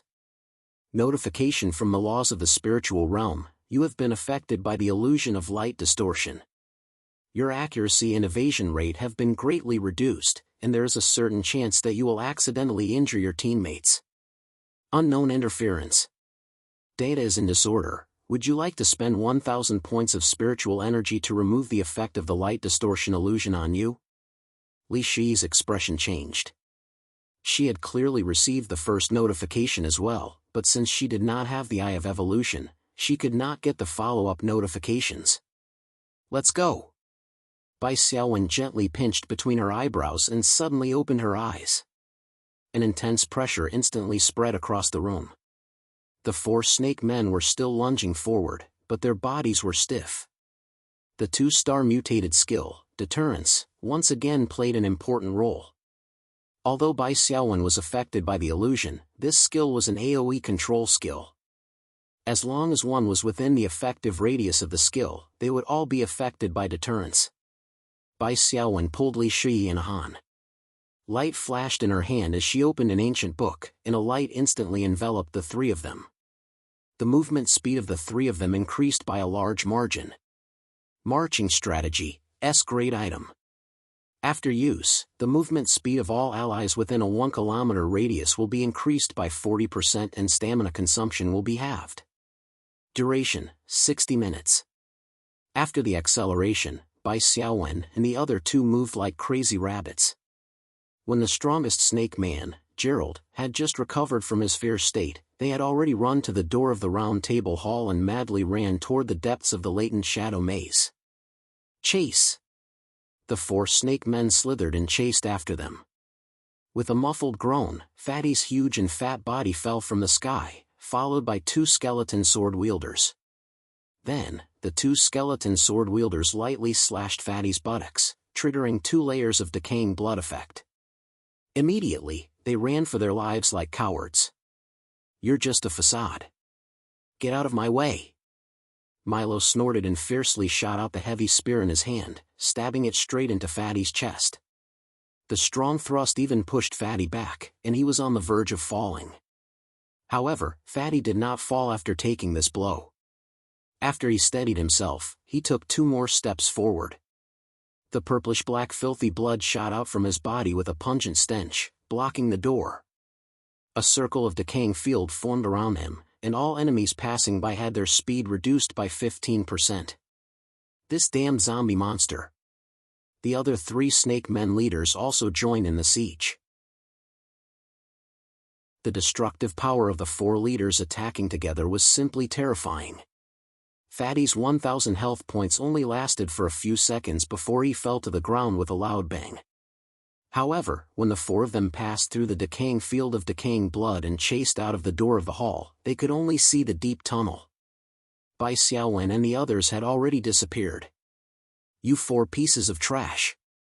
The mysterious will residing in Amitava's remains roared angrily. "Chase! The relics on them are very important to me. If I were to forcefully revive without those 2 relics, my strength would be greatly weakened. We must capture them alive." The 4 serpent men leaders were ashamed of themselves. Gerald said, "Those 3 humans must have used something to greatly enhance their speed.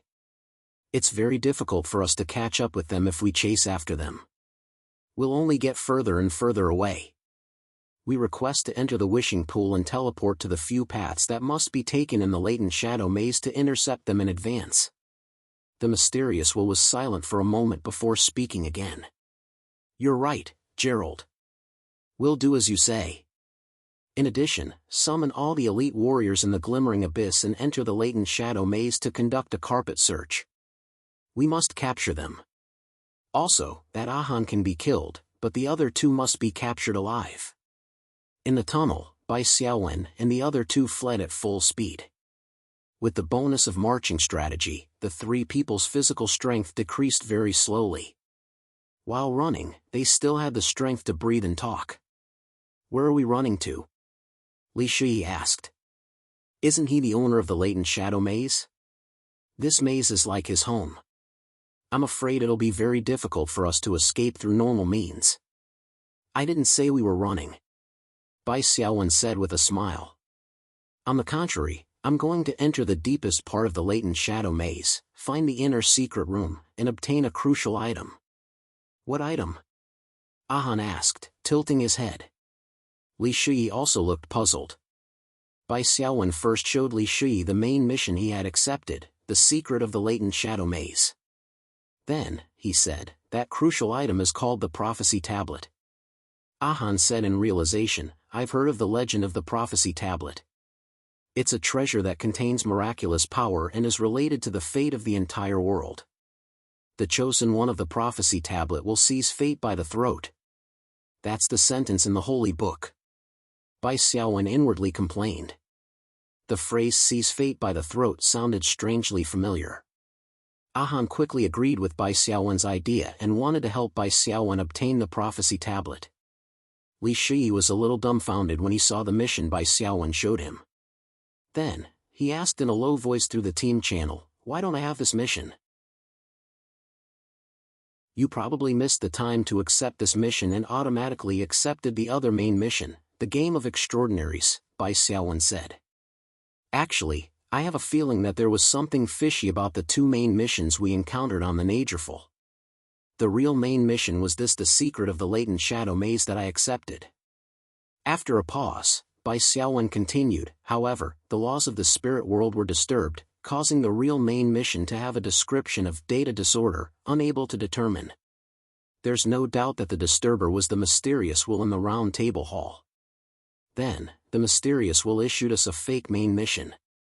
Li Shui found it a little unbelievable. Is it really that powerful?" In the knowledge of Li Shui and many awakened, the laws of the spirit world were quite lofty and inviolable. However, in Bai Xiaowen's eyes, they were not so lofty. At least, the eye of evolution had caused the laws of the spirit world to have unknown interference and data disorder many times. I can't find any other explanation other than this. When all the impossibilities are eliminated, no matter how impossible it is still a fact.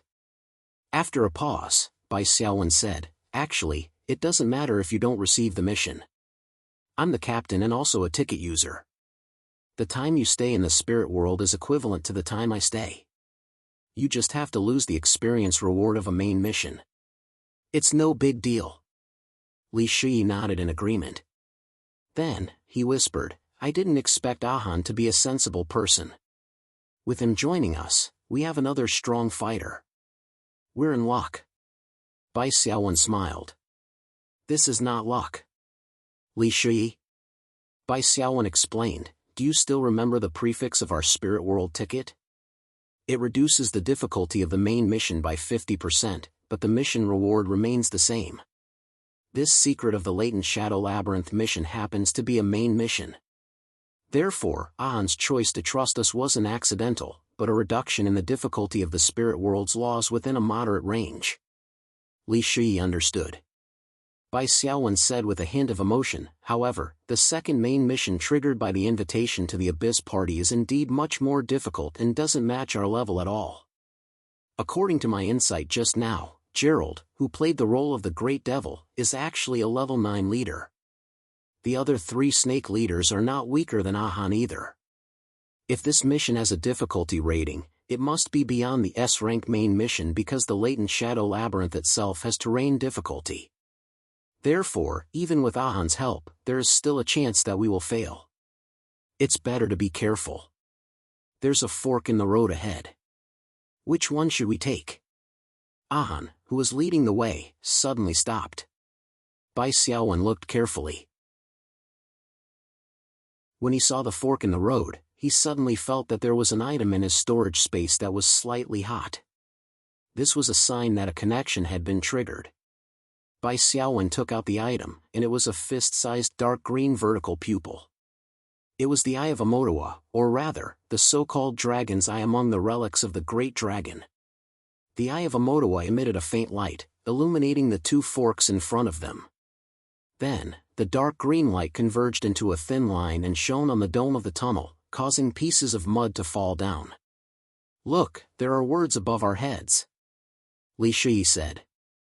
Han exclaimed in admiration, "I think it makes sense to say that you are a prophet in the extraordinary game. The dragon's eye in your hand is really a bright light that illuminates our direction." Why are you looking at me?" Bai Xiaowen's gaze fell on Han's head, which was a dark green light. He shook his head with a somewhat complicated expression. "It's nothing, Han. After we go back, pay attention to whether there is anyone with the surname Wang next door." Hey! Li Shui stepped on Bai Xiaowen's foot. "You're still in the mood to joke at a time like this." Bai Xiaowen realized that the color of his head wasn't right, and the smile on his face quickly disappeared. He coughed. "Well, let me see what's written above." Above the dome, there were a few words written in Latin. Frowny face. "The path of life is always accompanied by a path of death, just as the truth is always accompanied by a lie. You must have a pair of eyes that can see through appearances to pick up the fragments of the key of truth and safely reach the other side." Above the two forks, under the peeled mud casing, there were also words on each of them. Above the left fork was written, "One sentence is the truth, the other is a lie." Above the right fork was written, "This is a path of death." Let me translate. Bai Xiaowen gently tapped his head with his fingers. The words on the dome were hints. In fact, the most important thing is the first sentence. The path of life is always accompanied by a path of death, which means that there are two forks in front of us. One is a passage, and the other is a dead end. Maybe there are some vicious mechanisms, poisonous gas, and so on. The words above the two forks are the questions that let us determine which path is the path of life. Let's go to the right. Bai Xiaowen took the lead to walk to the right fork, and Li Shui followed without hesitation. Chapter 450. Despite his doubts, Han's body was honest and chose to follow Bai Xiaowen. "Let's talk as we walk." Bai Xiaowen began to explain. "Let's assume that the words on the right are true, then regardless of whether the words on the left are true or false, they can't be established. If the words on the left are true, then the words on both sides are true. The truth on the left is one sentence is the truth, and the other is a lie, so it can't be established. If the words on the left are false, then the words on both sides are true and false. The lie on the left is originally one true and one false, so it can't be a lie. Therefore, this is a paradox. It's impossible no matter how you look at it. Therefore, the words on the right must be a lie. It says it's a dead end, but it's actually a path to life. The words on the left are true, but it's a dead end. That's it." Han, dumbfounded. "JPG. Did you really think of all this in less than a second?" "It's okay. It's a relatively simple logical deduction." Bai Xiaowen pretended, but the truth was that he had only spent 0.1 seconds thinking about the question of truth and falsehood.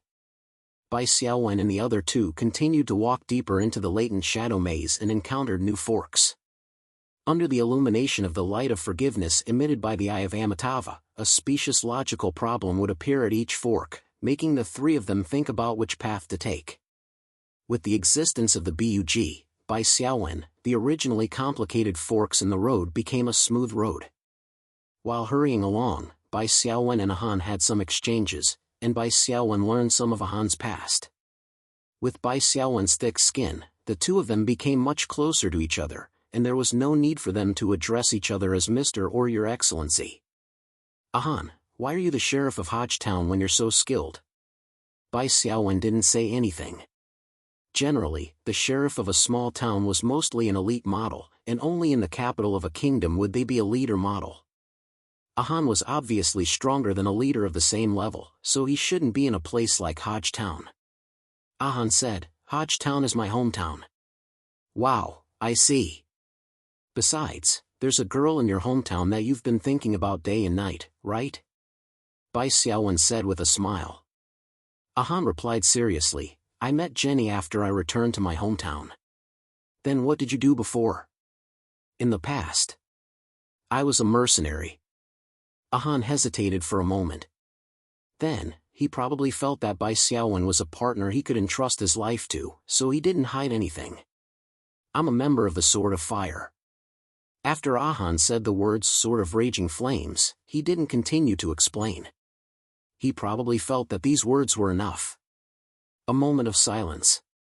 Bai Xiaowen blinked. Sword of Fire? Wow, it must be very famous, right? Ahan. Haven't you heard of the Sword of Fire? Seeing Bai Xiaowen and Li Shi's innocent expressions, Ahan showed a touch of embarrassment and then sighed. That's right. After all, it's all in the past. Glory will eventually be forgotten. But your memory is too bad. The Sword of Fire was only disbanded 10 years ago. The honest man Ahan thought for a moment and couldn't help but add, are you from the Black Tide continent or not? Bai Xiaowen was a little embarrassed and tried to salvage the situation. I just turned 18 this year, Li Shi joined in. I just turned 17, okay, so that's how it is. Ahan was relieved. 10 years ago, when the Sword of Fire mercenary group was at its peak and their names spread across the entire continent, this pair of siblings was only 7 or 8 years old. Moreover, they were orphans from a small coastal town like Hodge Town, so it was reasonable that they had never heard of the Sword of Fire. Tell me, how many people are in your mercenary group? Are they all as strong as you? Bai Xiaowen asked with interest. Ahan said very modestly, they are much stronger than me. I'm just a brute with more strength. Ahan, I want to discuss something with you, Bai Xiaowen said. If we encounter an enemy on the way, you don't have to do anything unless Charlotte and I can deal with them, okay? Ahan looked at Bai Xiaowen in confusion. Why? You're responsible for solving puzzles and guiding the way, and I'm responsible for dealing with the enemy. It's fair and reasonable. Well, Charlotte and I aren't good at it, so we have to practice more, Bai Xiaowen said. We have to accumulate more combat experience so that we can grow faster and meet the imminent threat of the Black Tide continent. At that time at the Owl Pier, Ahan had beheaded the level 7 boss, Claremont. Bai Xiaowen's heart had truly ached. What he felt pained about wasn't Claremont's life, but rather the contribution points in the treasure chest. However, he didn't have a close relationship with Ahan at that time, and Ahan was on the verge of going berserk, so he naturally couldn't stop him. Ahan accepted Bai Xiaowen's words very well. This was because the growth of people in the spiritual world, in addition to innate talent, also required actual combat experience to continuously improve. Only when one reached a certain realm and settled down would the effects of actual combat gradually become less obvious. A cacophony of noises could be heard from the side of the tunnel. Enemies! Ahan's first reaction was to draw his sword, but when he thought of what Bai Xiaowen had just said, he slowly sheathed his heavy sword. A group of snake people monsters appeared in front of Bai Xiaowen. Before they appeared, Bai Xiaowen had already sensed them with his spirit scan, so he spoke up at the last minute and asked Ahan not to steal his contribution points. At first, Bai Xiaowen thought that the enemies would be powerhouses on the level of Gerald or Leona, but after seeing them clearly, Bai Xiaowen could only shake his head in disappointment. It was a group of elite-level snake people. Although they were all high-level elites above level 7, their templates were there, and they were equivalent to the likes of Benny and Jide of the Crow organization. They were simply not presentable. Of course, in Bai Xiaowen's eyes, these elite-level monsters were hard to deal with for ordinary Awakened ones. They would need several Awakened ones to gang up on them to defeat them, and they would be at a great disadvantage in a one-on-one fight. If you took into account the level suppression, for example, an ordinary level 5 Awakened one would be lucky to escape from a level 7 or level 8 elite. Out of respect for high-level monsters, Bai Xiaowen still used insight. Compared to the swamp snake people in the Dead Soul Lake and the Isolation Circle in the Revenant Sinkhole, these snake people were called deep-sea snake people. The difference in their skills was that they lacked the general defensive skill called Mud Shell, but had an additional skill called Snake Dance. Snake Dance, passive skill. The deep-sea snake people's agile bodies increased their evasion rate against physical attacks by an additional 20%. In addition, as high-level elites, these deep-sea snake people had additional HP ranging from 150 to 200 points, which made their HP bars quite long. However, although they were much stronger than the swamp snake people in the Dead Soul Lake, they were still no match for Bai Xiaowen and Li Shui. The two elite creatures, Skeleton Warrior and Kits, charged at the front. One had great strength, while the other had a passive skill called Lifesteal, so they had no problem holding back the snake people. Behind them, the Necromancer and Bai Xiaowen provided long-range support. The frequent paralysis and interruptions caused the deep-sea snake people's attacks to become scattered and disorderly. The single attack of the high-level elite deep-sea snake people was still very powerful. However, without a unified command, there was no focus fire, so it was very difficult for Bai Xiaowen's side to lose members. Bai Xiaowen monitored the battle. When the Skeleton Warrior and Kit's HP bars were in danger, he would send out the Wrath Claw and the Skeleton Sword Shield Bearers to help. Under his control and command, basically all the firepower was aimed at the same snake person. One snake person fell, then the second, the third. Just like toppling dominoes, it would get easier and easier. The remaining three snake people were somewhat afraid. Bai Xiaowen raised his hand, and the three Skeleton Sword Shield Bearers appeared behind the snake people. His control was perfect. The three snake people were about to turn around and run for their lives, but their escape route was blocked. In this narrow labyrinth tunnel, there was no one to help them. One of the elite snake people with low HP took out a roaring conch, put it in its mouth, and blew into it. The low sound spread far and wide. Li Shui followed up with a stab, stabbing the last snake person to the ground and dropping a silver treasure chest. There were 6 snake people in total, and 2 silver treasure chests were dropped. Li Shui quickly picked up the treasure chests. After all, Han couldn't see the treasure chests and only saw Li Shui bending down. He thought that Li Shui was searching the corpses of the monsters, so he naturally didn't make a fuss.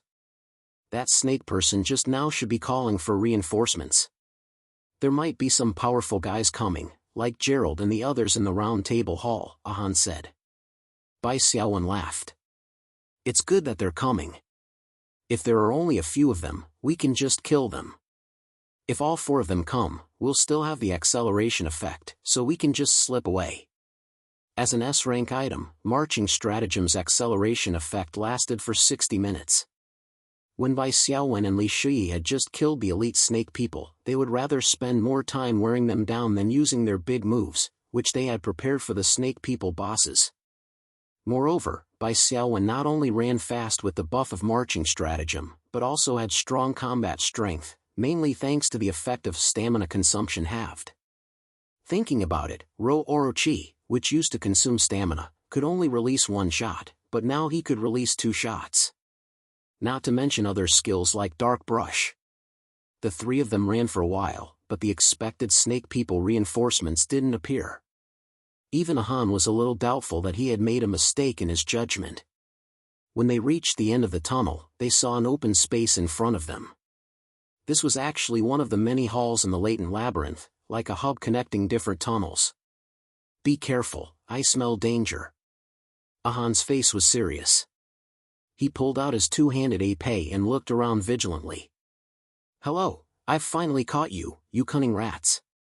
Following this voice, a tall and strong snake person appeared in front of them. It was Milo, one of the 4 snake people leaders under the mysterious consciousness. At the same time, rustling sounds came from behind.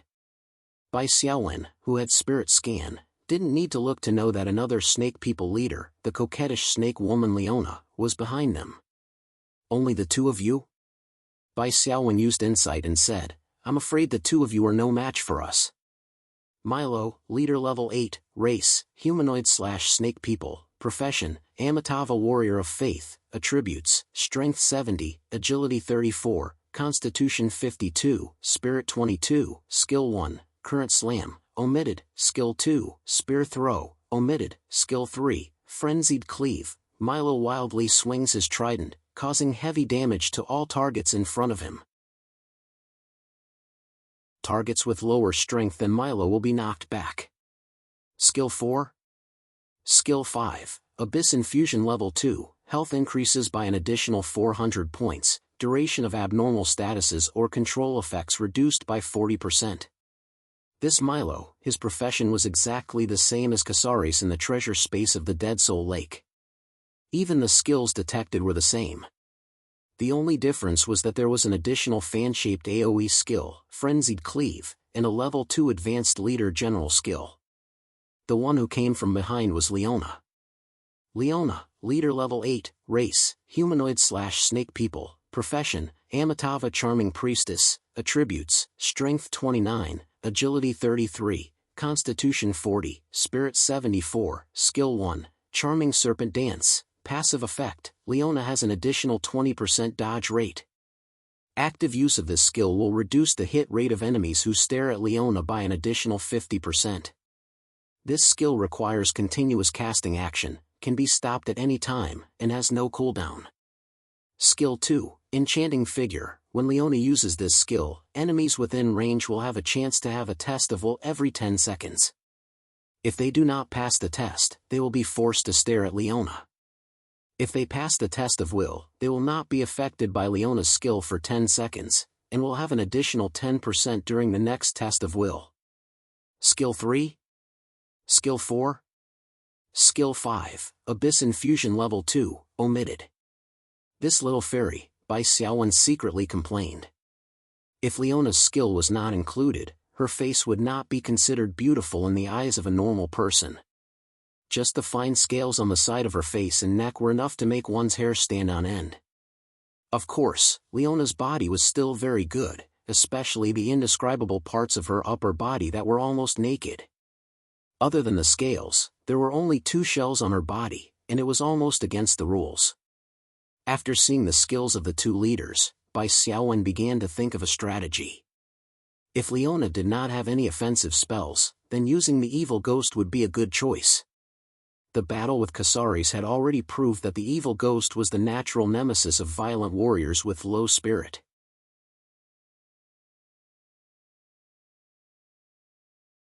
Chapter 451. Bai Xiaowen's heart skipped a beat. As an awakened who specialized in mental power, he could scan with his mental power, but even he couldn't find the hidden enemy. How did Han find out? Could it be that this was the legendary sense of danger of a powerhouse who had experienced hundreds of battles? Han was too showy, right? In the hall, a slightly fleeting voice sounded. As expected of the deputy leader of the Sword of Fire, Han the Brave. It really isn't easy to fool you. Ludwig? Bai Xiaowen recognized the voice. In his mind, he quickly sketched out the image of a courteous, noble, and courteous snakeman. Ludwig didn't show up, and it was difficult to determine his location from his fleeting voice. Is it the 3 of you? Bai Xiaowen said with a smile. The 3 lackeys of the blasphemy camp. Where's your boss, Gerald? Why didn't he come? Isn't it enough to have the 3 of us? Leona's every frown and smile seemed to be the focus of the scene. Ludwig has been eyeing you for a long time, but in order to capture you alive, he waited until Milo and I met up before taking action. To be honest, you 2 are still wet behind the ears. Even if you tied up, you wouldn't be a match for any of us. The reason why the 3 apostles gathered together is mainly to show respect to the deputy leader of the Sword of Fire. Milo said coldly, you go deal with Han. I'll play with these 2 little guys. Han's expression was solemn as he whispered, be careful, this is a fierce battle. Milo is a professional warrior and is very different from a pharmacist like Norton. Can you deal with it? About this battle, I have a better suggestion, Bai Xiaowen said with a smile. Han, if I'm not wrong, that guy called Ludwig should be an assassin with the ability to conceal himself. Please keep an eye on him. As long as he doesn't appear, you don't have to fight. Han originally wanted to take on 2 enemies by himself, but he was a little surprised when he heard Bai Xiaowen's allocation. On the other side, Milo and Leona were already laughing wildly. "Do the two of you really think you're that strong?" Leona laughed shrilly. I admit, in the round table hall, the handsome young man's performance was not bad, but it was because we were not prepared at that time. Moreover, the zombie you summon is already dead. You won't be able to summon it again in a short period of time, right? Milo, reckless. Bai Xiaowen ignored the enemy's taunts and said to Ahan, "Are you willing to believe me?" When Ahan saw the look in Bai Xiaowen's eyes, he suddenly made up his mind and nodded. "I'm willing to believe in my comrade's judgment. I swear I'll focus all my attention on that guy hiding in the shadows. Before I fall, he won't be able to sneak up on you. All right, let's go." Bai Xiaowen patted Li Shi's shoulder and raised his hand to summon another group of creatures, leaving only 2 skeleton swordsmen as backup. A group of summoned creatures collided with Milo. Milo, who had 70 points of strength, had an overwhelming advantage in the group of summoned creatures. No summoned creature could maintain its position in the face of Milo's attack. Milo's goal was very simple. It was to break through the encirclement of summoned creatures and directly capture Bai Xiaowen. However, the combined forces of the skeleton warriors, Wrathclaw, and Kits, in addition to the skeleton swordsmen filling in the gaps, successfully withstood it, making it difficult for Milo to take every step forward. What a powerful summoner. This is the first time I've seen such exquisite coordination. Leona's eyes widened in surprise, but she immediately giggled. However, no matter how powerful a summoner is, he can't escape the fate of sinking into my dance. The bell jingled, and Leona leisurely twisted her snake body and began to dance. Bai Xiaowen had already learned from insight that Leona's charming snake dance skill would greatly reduce the hit rate of the target. And if Bai Xiaowen was affected, it would inevitably affect the summoned creatures and cause a chain reaction. So, Bai Xiaowen did 2 actions. First, use the deterrence skill. Second, Evil Ghost aimed at Milo, used the resentment skill, and began to draw mana. The range of the deterrence skill caused Milo and Leona to fall into the fear state at the same time. An Evil Ghost's mana draw made Milo, who had low will, feel a great threat. As soon as the fear state ended, Milo immediately used Water Slam, and a thick underground water column burst out. However, Bai Xiaowen had most of the summoned creatures retreat a few steps in advance, leaving the range of Water Slam, leaving only one Wrathclaw. Wrathclaw was knocked into the air, and after landing, it had to suffer a stun effect. This was the strength of the Water Slam skill. However, Milo did not pay attention to Angry Claw. Instead, he rushed toward the ghost. He held the spear with both hands and stabbed at Evil Ghost with all his might. Whoosh! The sound of the air being pierced was very sharp, but it stabbed nothing. Leona shrieked, "Idiot! Don't care about that ghost, attack the summoner." Her hands suddenly formed a heart shape, and she threw a flying kiss at Bai Xiaowen. Spiritual Realm Rule Prompt Message, Amitabha Charm Priestess Leona's battle skill, Flaming Red Lips activated. Testing the will of the charm effect. Unknown factor interference, charm test failed. Amitabha Charm Priestess Leona will suffer a stun effect of 5 seconds. This effect is not affected by any toughness skill. Bai Xiaowen's left eye flashed with an obscure red light, and it was reflected at Leona. Leona held her head and screamed in pain. The sound could shatter glass, if there was glass in the labyrinth. Bai Xiaowen's left eye was a little hot. He pressed down on his throbbing left eye and shouted in the team channel, "Shui! Switch targets!" The slender and tall figure flew over, and with a powerful and beautiful charge, she knocked Leona back. At the same time, Li Shi, who was covered in blood and flames, had activated her strongest state, and her 2 swords stabbed at high speed. It should be noted that Li Shi had been under the cover of the summoned creatures before, and she had stacked 10 layers of double passive on Milo. The moment Bai Xiaowen shouted to switch targets, she used the Golden Longsword's Blood Drain skill on Milo. Li Shi's HP was close to full. She used Blood Drain mainly because of the weapon's additional effect, Absorb Power. Milo's power was absorbed by 10 points, and Li Shi's power was increased by 10 points. The theoretical damage of her sword had reached 63 points. This did not include the additional fire damage from Fiend Dance. Under the 5 seconds of stun, Leona could not dodge the attack. She could only take it with her constitution. Her vitality was indeed not weak. She was born with 40 points of defense. She was able to reduce the maximum damage of Li Shi's single attack to around 30 points. However, she was still unable to withstand Li Shi's extremely fast attack speed. Under the heat of the Fiend Flame Dance's fiery demonic energy, the blood that spurted out from Li Shi's sword turned into a dense blood mist that did not disperse. Li Shi's new gold equipment, Matriarch's Wristband, increased her melee attack speed by 20%. For Li Shi, whose attack speed was already very fast, this equipment could be said to be a tiger that had grown wings. During the duration of Fiend Dance, her damage output would be increased to another level. At this time, Milo, who felt that his power of the will was quickly draining, had already aimed at Bai Xiaowen, pulled out a spear, and threw it with all his strength. A low whistling sound was heard. This throw was extremely fast. After Milo's charging and throwing motion, there was no space for Bai Xiaowen to dodge. However, Bai Xiaowen was already prepared for this move. He raised his hand and summoned a skeleton swordsman. The latter loyally raised its iron shield and blocked in front of Bai Xiaowen. Clang! With a muffled sound, the skeleton swordsman's body flew backward. Its HP was reduced to 0 in midair, and it directly exploded into countless bone fragments. However, Bai Xiaowen's goal was achieved.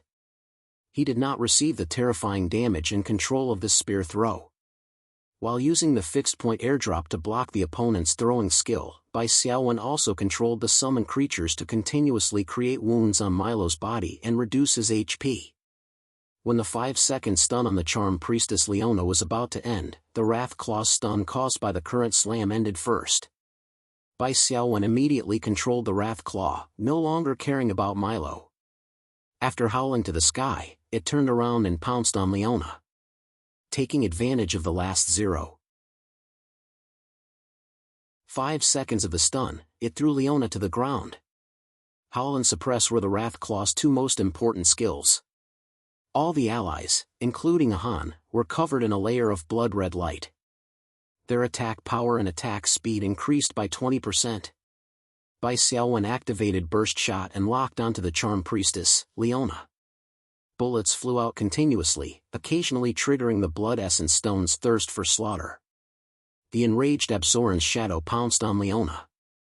Every time it appeared, it would take away 10% of Leona's HP without any discount. Milo roared and rushed towards Bai Xiaowen. However, in the next second, he was stunned. His spirit had been drained by the evil ghost to less than 2 points. Originally, with Milo's 22 points of spirit, it was not enough to be drained by the evil ghost. However, Milo used Current Slam and Spear Throw consecutively, which consumed nearly half of his spirit. The remaining spirit was naturally not enough to pay for the grudge skill's continuous draining, and he was also stunned for 3 seconds. Of course, with Milo's Abyssal Infusion LV2 skill, the stun time was reduced to 1.8 seconds. However, this was enough. The skeleton swordsmen, kits, skeleton warriors and other creatures once again completed the encirclement, ensuring that Milo would not be able to attack Bai Xiaowen after he woke up. It was not to say that these summoned creatures could stop Milo, whose strength was as high as 60. 10 points were drained by Li Shi for 30 seconds. They could only slow him down, and it was not a problem for them to slightly slow him down.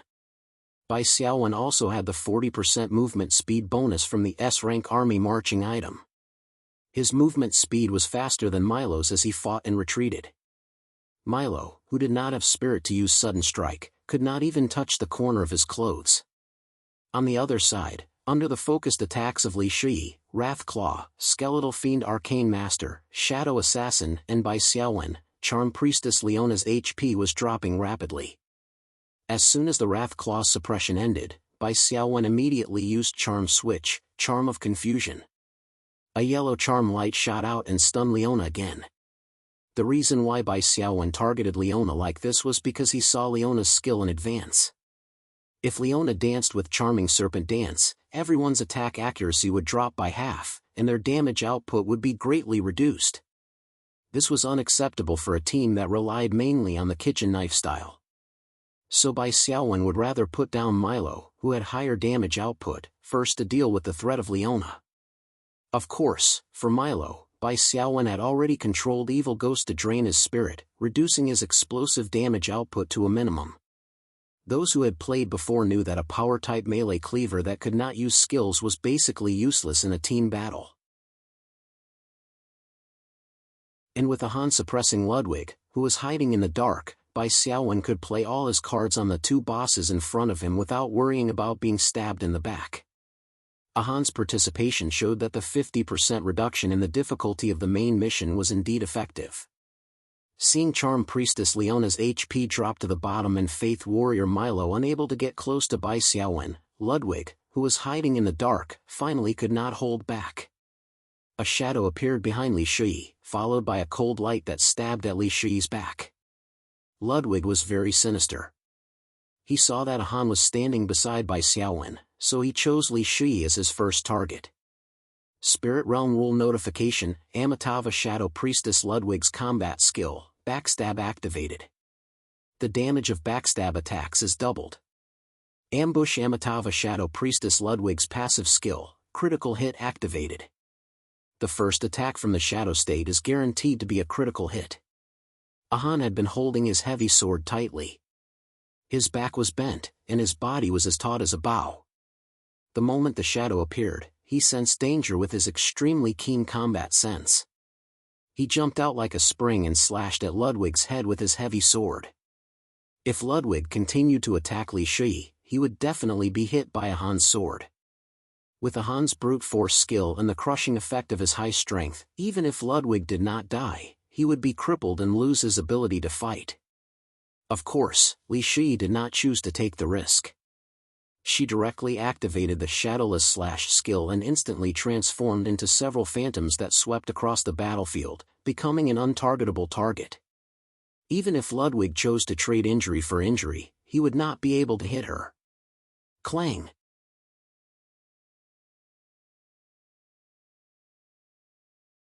Chapter 452. Ahan's 79 points of strength were the strongest in the field. Ludwig was a leader who specialized in agility, so it was reasonable that he couldn't block Ahan in a head-on clash. After repelling Ludwig with one strike, Ahan stepped forward and brandished his greatsword with both hands, slashing horizontally. Ludwig's agility was higher than Ahan's, so he could attack twice or more at the same time Ahan attacked. This was his advantage. However, Ahan's two-handed greatsword was heavy and powerful, and its attack range was long. Ludwig didn't dare to use his body to block Ahan's attack, as there was a risk of injury. Helpless, Ludwig could only retreat again, opening up space and dodging Ahan's attack. Against the steady attack style of a strength-type warrior, an agility-type assassin's battle style leaned more toward acrobatics. After opening up space, whether it was jumping, circling around, or kiting, they were all good choices, but the prerequisite was that they had to open up space. Here came the problem. With tactical marches, Ahan's movement speed increased by an additional 40%, offsetting Ludwig's speed advantage. The latter couldn't open up the distance at all. He could only passively dodge Ahan's attacks and retreat again and again. As the saying goes, if you keep defending, you'll lose. The high agility brought about by the ability to dodge couldn't be used every time. Especially for a brave warrior like Ahan who had experienced hundreds of battles and had rich experience fighting assassins. The greatsword's seemingly simple and unremarkable slashes had a kind of open suppressive force. It constantly compressed Ludwig's space to dodge, forcing him to meet force with force. The clear sound of metal clashing rang out continuously. Ludwig found an opportunity to stab Ahan a few times, but to the thick-skinned Ahan, it didn't hurt or itch. On the other hand, Ludwig continuously suffered the recoil damage from Ahan's attacks, and his HP dropped faster than Ahan's. Ahan fulfilled his promise, forcing Ludwig to have no spare energy to attack Bai Xiaowen and Li Yi. Bai Xiaowen and Li Shi went all out, and Charm Priestess Leona's HP had already fallen to the bottom. As for the other boss, Milo, although he recovered from the 30 seconds of strength absorption, he had less than 2 points of mental strength and didn't have the ability to change the situation. "Damn it," Ludwig muttered. His snake body swayed, and he moved to Milo's side. With a wave of his hand, he threw out a black ball. Notification from the spiritual realm's laws: Amitabha's Shadow Priest Ludwig's combat skill, smoke screen has been activated. Throw a smoke bomb and invisibility all allies in the area. Thick black smoke rose, obscuring the vision of Bai Xiaowen and the others. When the black smoke disappeared, there was no trace of Milo and Ludwig in the hall. They ran away. Ahan straightened his back and sheathed his two-handed épée into the sheath on his back. "In this hall, apart from this snake woman, I can't sense any other enemy's aura. It seems like they have given up on Leona," Bai Xiaowen said. After Ludwig appeared, he activated Insight and saw Ludwig's smokescreen skill. However, Bai Xiaowen's large-scale control skill, Deterrence, had already been used. Ludwig was an agile boss, and Bai Xiaowen really did not have any good means to keep him. It was a pity that Milo, who was out of mana, was rescued. If Milo was left behind, even if Bai Xiaowen had to pay the price of 1 or 2 summoned creatures, it was entirely possible to kill Milo. If a high-level leader with intelligence wanted to run away, it would be difficult for the Awakened to stop him, especially when Ludwig and Milo still had most of their strength. However, there was only Leona left. There was nothing to say. Bai Xiaowen and Li Shi easily surrounded her. Leona was abandoned by her teammates, but she did not have any resentment. Instead, she had a feeling of heroism as she shouted her last words: "My death is only the beginning of the destruction. Mortals who refuse to evolve will be drowned by the black tide." "Late-stage Chinibu," Bai Xiaowen murmured. Then, he fired the last shot at Leona's forehead, killing her completely. After Leona's death, a large golden treasure chest appeared, and Bai Xiaowen put it away. "Your strength is not bad. I thought it would be a fierce battle," Ahan praised. Bai Xiaowen shook his head and said with a little dissatisfaction, "Unfortunately, 2 of them ran away. If we can keep them, even if only one of them is left, the following battle will be much easier. Now, the other side has 3 strong leaders left. It's a bit troublesome." Ahan was very optimistic. "Actually, the other side has 3 strong leaders left. I can temporarily hold off 2 of them. You guys work together to kill one of them as soon as possible and then come back to support me. There should still be a chance of victory." Bai Xiaowen smiled and shook his head. He actually had a deeper layer of worry in his heart, but there was no need to say it out loud to shake the morale. In the end, he said briefly, "Let's continue." In a tunnel in the latent shadow labyrinth, 2 Nagas were running, one in front and one behind. Ludwig was walking in front, and one hand was pulling Milo behind him. Milo struggled to break free from Ludwig's claw. "Enough. Ludwig, you coward. Why did you abandon Leona? Why didn't you stay and fight?" Ludwig said coldly, "Stop your stupid shouting. I don't want to draw the other side over again. Milo, the reason we lost this battle is completely because of your incompetence. Being held back by a few small fries is a disgrace to the apostles." After a pause, Ludwig continued, "Leona's performance is not much better. She was completely restrained by the other side. I have to admit that the 3 of us are not a match for Ahan. If we don't see the situation clearly and continue to fight, we may all die there. The Lord's plan will be seriously affected." Seeing Ludwig mention the Lord, Milo immediately went limp like a deflated ball. "But why didn't you save Leona? If I had the ability, of course I would save her. But she's already trapped, and there's no way for her to escape." Ludwig sighed. "For the success of the Lord's plan, we can all sacrifice our lives. Leona is just one step ahead of us. What should we do now? Ahan and the others are advancing very quickly. If this continues, it won't be long before they enter the Hall of Eradication," Milo said.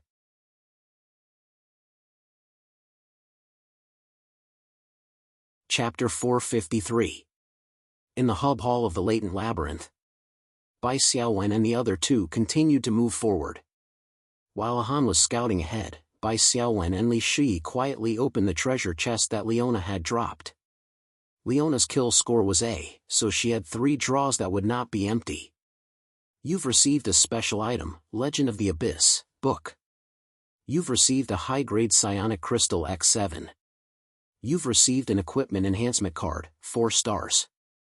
He did not get any gold equipment after 3 draws, but Bai Xiaowen was not disappointed. At least, a 4-star equipment enhancement card and a high-grade psionic crystal could be used to enhance equipment. They were good items that Bai Xiaowen and Li Shi could use. They would not lose out if they got them. As for the book, Legend of the Abyss, Bai Xiaowen roughly flipped through it. What's in the book? Li Shi asked in the team channel. Bai Xiaowen said, this book is about the latent labyrinth that exists in the glimmering abyss. It uses a lot of space to write about the dangers and opportunities in the latent labyrinth. In the blank part of the book, there are notes written by Leona when she was a human. Bai Xiaowen flipped to the back and said, Leona was originally a nun of the Church of Light. For some reason, she abandoned her original faith and began to pursue the power of the abyss. The notes in the book record her process of pursuing the power of the abyss. Oh, there's also information about the Amitabha and the mysterious will. I understand why this special item has such a high priority. It turns out that this is a way to give us some information for reference. Li Shi listened attentively. What information? The Amitabha is a legendary creature in the Dark Tide Bitwall. It is said that it has 9 heads and a body as large as a mountain. Its head towered into the clouds and was at the same level as the stars. Bai Xiaowen shook his head and laughed. Of course, this is an exaggeration, but there's no doubt that the Amitabha is very strong. After a pause, Bai Xiaowen continued, when the Amitabha was wreaking havoc in the human world, an organization called the Fate Cult was born. Under the guidance of the prophecy tablet, the Fate Cult warriors found the Amitabha's weakness, killed it, and sealed its corpse in the latent labyrinth under the abyss. Then, the warriors each took a part of the Amitabha's relics and brought them back to the Dark Tide continent as proof of glory. These relics are the so-called dragon's eyes, dragon's teeth, dragon's heart, and dragon's scales. Later, these relics were lost and no one ever mentioned them again, so there's no need to say more. Let's talk about the Fate Cult first. After killing the Amitabha, the cult had a major disagreement. The prophet who held the prophecy tablet was killed. The prophet's disciples followed the teacher's orders and took the prophecy tablet to the latent labyrinth. They sealed the tablet and Amitabha's remains together, eliminating the source of the chaos. Li Shi said, so now, is the Amitabha going to be resurrected? Not really. Bai Xiaowen flipped to the last few pages of the book. According to Leona's records, the Lord she spoke of, which is the mysterious prompt of the game of transcendence, is a being more powerful than the Amitabha. He only used the remains of the Amitabha as a carrier to rule the Dark Tide continent. So, the remains of the Amitabha should be some kind of vessel. I now understand that the other party needs to make up for the remains of the Amitabha. He wants the vessel to be as complete as possible to carry his power. So, the other party now only has the dragon's eyes in your hands and the dragon's scales in Ahan's hands to make up for the remains 100%? Li Shi asked.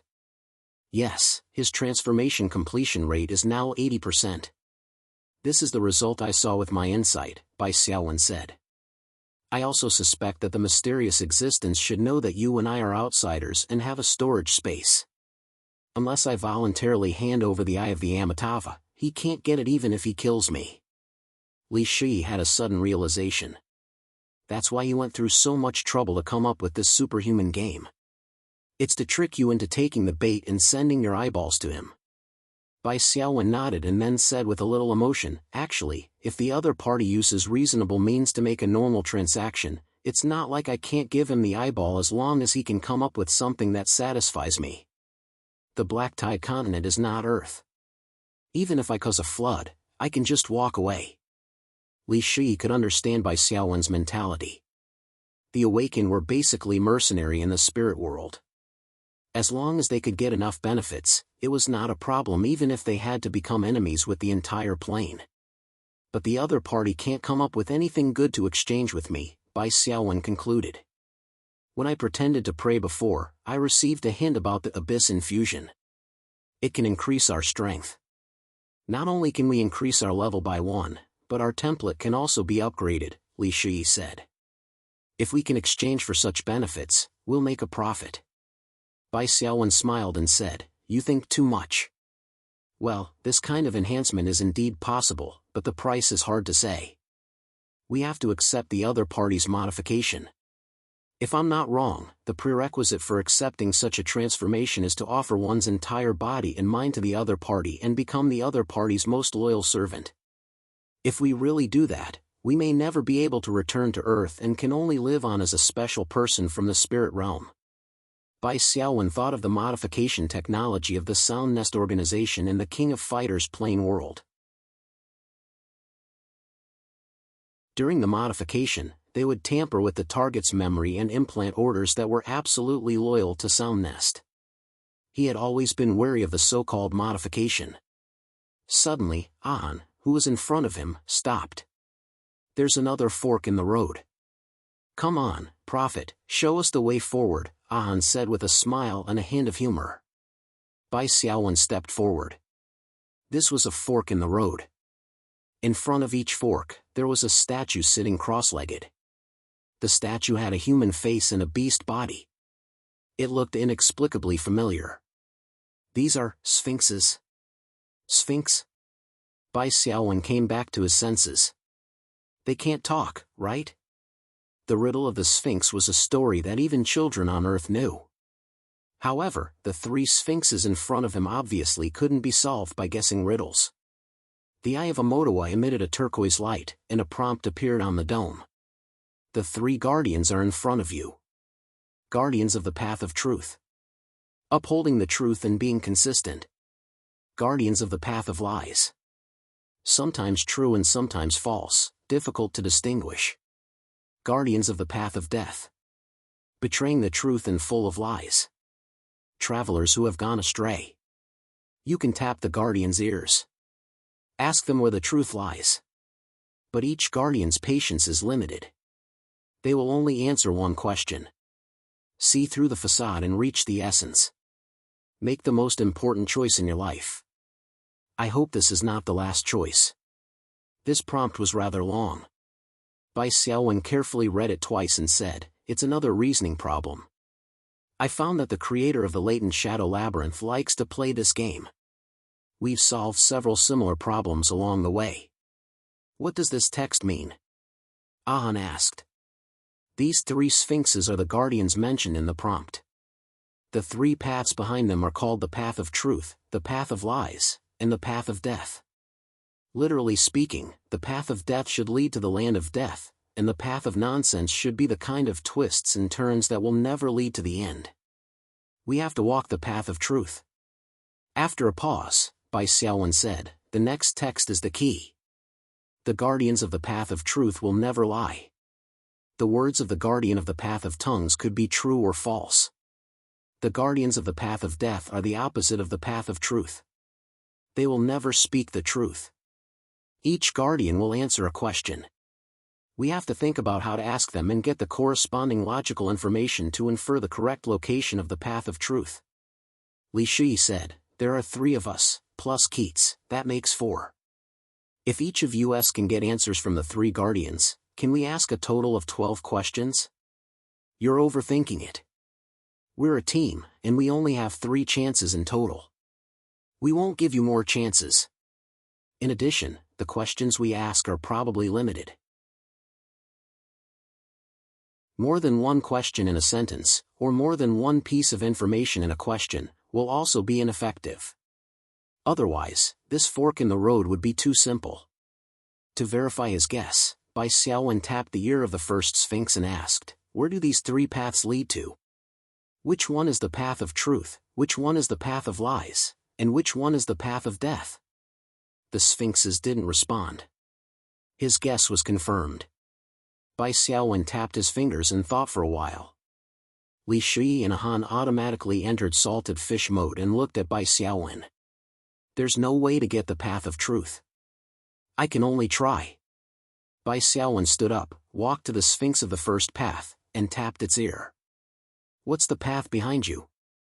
The stone of the Sphinx trembled. As its mouth opened and closed, a slightly old voice sounded. The sweat and tears of the fool soaked this path, and all they got was meaningless repetition. Bai Xiaowen looked sideways at Li Shui. The guardian of the first path calls itself the path of lies, so it can't be the guardian of the path of truth. The reason is very simple. If it were the guardian of the path of truth, it wouldn't lie. Li Shui nodded, a little confused. She and Han had switched from salted fish mode to 666 mode. Bai Xiaowen came to the Sphinx of the second path, tapped its ear, and asked, "What's the path of the first path?" The Sphinx replied, "The blood and broken bones of the dead cover that path. They paid with their lives for their recklessness." Bai Xiaowen narrowed his eyes, walked quickly to the Sphinx of the third path, tapped its ear, and finally asked, "What's the path of the first path?" The Sphinx replied, "The flowers of truth weave a wreath of wisdom along the path. Following that path, you can walk to the other side guided by fate." Bai Xiaowen breathed a sigh of relief. It's easier to tell now. Li Shui nodded and said, "Since the guardian of the third path said that the first path was the path of truth, it means that it lied. It also means that the third path isn't the path of truth. Then the path of truth is the second path." Bai Xiaowen nodded and said, "That's right.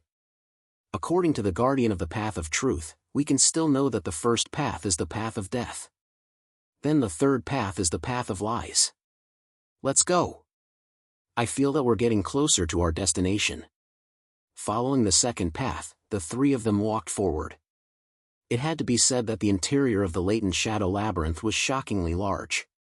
The three of them had clearly chosen the right path, but they still walked for a long time. Along the way, they encountered new deep-sea Nagas, but the commander-level Nagas didn't appear again. Bai Xiaowen was also silently counting the time as he walked. It was very simple and didn't require much brain power. All he needed to do was to take a look at the cooldown of the Wrath Claw's ultimate skill, Suppression. The cooldown of Suppression was as long as 8 hours. Bai Xiaowen and Li Shui truly felt the difficulty of the Black Tide Plane. He and Li Shui had already used their ultimate skills. If they encountered the three Nagas again before the cooldown was over, it would not be as easy to deal with them as it was in the hub hall. After all, among the remaining three Nagas, there was still a level 9 boss, Gerald. In addition, the commander-level and elite-level humans who had been bewitched by the mysterious consciousness were probably also being transformed at this moment. If they were transformed into Nagas, they would be another group of strong reinforcements. Bai Xiaowen and the other two would be in an even worse situation. Lastly, there was still the big boss, the mysterious consciousness that was residing in the remains of Amitabha. If it, gender/race unknown, let's use this term for the time being, recklessly and forcefully used 80% of the current vessel as a host to descend, it would definitely become a huge problem. The only good news was that before the mysterious consciousness determined that there was no hope of completing the remains, it would not descend so decisively. After walking for a few hours, they passed through several hub halls and wiped out several waves of deep-sea Nagas. However, the logic problems like the previous fork in the road did not appear again. After passing through a corridor that led downwards, Bai Xiaowen suddenly looked up and said in a low voice, "There's another hall in front of us. It's much larger than the hub hall we passed through. And in it, I've scanned the aura of some powerful beings. Also, I can feel that they have a similar spiritual detection. We've been discovered. Should we wait for a while?" Although the cooldown of the demonic fire jade pendant is over, the skill attached to my gold weapon hasn't been upgraded yet, Li Shui said in a low voice.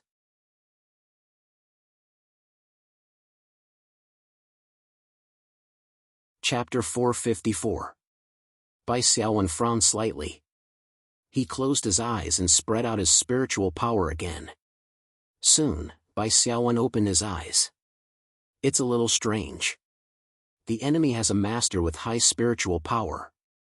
They obviously discovered us, but they didn't take the initiative to attack. That's indeed very unusual. Ahan nodded. They don't want to fight immediately. They're also waiting. This means that their strength will increase as time passes, and the extent of the increase should be greater than one or two of our skills. Bai Xiaowen whispered to Li Shi in the party channel. Maybe it's a conversion ritual. We can't wait. A great man once said that we should oppose whatever the enemy supports, and support whatever the enemy opposes. Bai Xiaowen said with a smile. Let's go. A group of summoned creatures rushed into the main entrance of the hall like a gust of wind. Bai Xiaowen and the other two followed closely behind. Just as Bai Xiaowen had detected, this hall was much larger than the hub hall on their way here. Moreover, there was only one corridor and it wasn't connected to any other corridors. Bai Xiaowen instantly realized that this should be the last hall, the deepest and most core area of the latent shadow labyrinth. You guys came faster than I expected, said Qin Feng. In front of the crystal coffin in the center of the hall, a lanky Naga man spoke calmly. He didn't look surprised at the invasion of Bai Xiaowen and the others. However, the sooner you arrive, the sooner you die. Are you ready to meet your fate? Bai Xiaowen's pupils contracted. He had already recognized that this lanky Naga man was the level 9 boss, Gerald. He quickly used insight. Gerald, leader level 9, race, humanoid/Naga, class, Amitabha War Priest, attributes, STR-51, DX-72, STR-50, Spirit 31, Skill 1, Battlefield Inspiration, passive skill. Gerald's heroism in battle will inspire his allies. Every critical hit will increase the critical hit rate of nearby allies by 10%. Every dodge will increase the critical hit rate of nearby allies by 10%. Every kill will increase all nearby allies' basic attributes by 10% for 10 seconds. Every effect lasts for 10 seconds. Gerald's battlefield inspiration effect is doubled. Skill 2? Skill 3? Skill 4? Skill 5, Naga Leader Level 3, Gerald's HP is increased by 500 points, and the duration of abnormal statuses and control effects is reduced by 50%. Due to his high level, Bai Xiaowen could only detect one combat skill from Gerald, and it was a passive skill. But the passive skill's effect of the Naga's level. As a boss of agility, Gerald was prone to critical hits, evasive attacks, and complete kills in the first place. As such, battlefield inspiration wasn't just for show, it could significantly buff nearby allies. Even if there were no allies around, Gerald himself would have double inspiration. Every time he made a critical hit, he would have a 20% critical hit bonus for 10 seconds. Every time he dodged, he would have an additional 20% evasion rate for 10 seconds.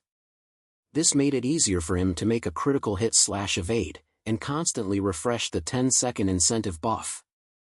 The 20% increase in all attributes from killing the target was even more terrifying. As a level 9 boss, Gerald's total attributes were around 200 points. What did a 20% increase mean? A total of 40 attribute points. Not to mention that Gerald's attributes were more evenly distributed. Over 50 points of strength was already very domineering in itself. How terrifying would it be for an agility-type boss to have 60+ strength if his strength was increased by 20%? He wouldn't have a problem facing Ahan head-on, not to mention that his agility would rise to almost 80 points under the inspiration buff. Lastly, there was the level 3 Naga Leader skill, which meant that Gerald's 50 STR and 500 extra HP meant that his HP was over 1,000. Including the inspiration buff, his HP would rise to 1,100 points, and his armor and magic resistance would reach 60 points. As an agility-type boss with high ATK, that was a despairing number. While Bai Xiaowen was observing Gerald, he also noticed the crystal coffin behind him. Through the lid, he could see a tall woman with flaxen hair sleeping inside. It was none other than Queen Camelo, whom he had met in the Hall of the Round Table. At the moment, Queen Camelo was showing signs of transforming into a Naga. Green scales had already occupied half of her delicate skin, revealing a strange feeling. Bai Xiaowen immediately used insight on Queen Camelot. His main goal was to confirm Queen Camelot's status. There was a line of words after Queen Camelo's name. Abyssal infusion ritual, accepting abyssal infusion, transforming into a Naga. Current conversion progress, 55%. On the stone floor beneath the crystal coffin, there was a complex emerald magic circle with 3 rings around it. 3 elite Nagas were kneeling in each of the rings as if praying. Bai Xiaowen's heart settled. It was only then that he realized that the feeling of being scanned by the spirit came from Queen Camelo. Although Queen Camelo appeared to be sleeping in the crystal coffin, she must be conscious. Just as Bai Xiaowen realized that, a voice seemed to echo in his mind. Save me. It was Queen Camelo's telepathic voice, which meant that her spirit was far superior to Bai Xiaowen's. Bai Xiaowen perked up and looked at Gerald. You're presiding over the abyssal infusion ritual? I remember a supernatural game from before. The so-called dragon resurrection ritual must be presided over by a priest, and at least one ordinary believer has to contribute divine energy. Now, it seems that the theory wasn't completely fabricated. It must have originated from the conversion ritual of the abyssal infusion, right? It requires a priest like you to preside over it, and ordinary Nagas to enter the magic circle and contribute something similar to divine energy as the energy source. Gerald's expression didn't change. I don't know what nonsense you're talking about. Fine, just pretend I'm talking nonsense. I'll kill one of the 3 Nagas first. You don't have a problem with that, do you? Even as he spoke, Bai Xiaowen had already raised his hand, aimed at one of the elite Nagas in the magic circle, and fired. Bang!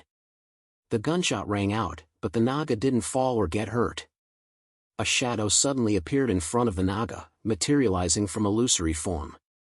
It was Ludwig, the shadow priest of Amitabha whom Gerald had dealt with before. He appeared and blocked the attack for the Naga in the magic circle. However, Ludwig let out a roar of pain. He was shot in the shoulder, a bloody hole with blood gushing out. This seemingly ordinary bullet was, in fact, not that simple. It was Bai Xiaowen's first shot, which had been charging for a long time.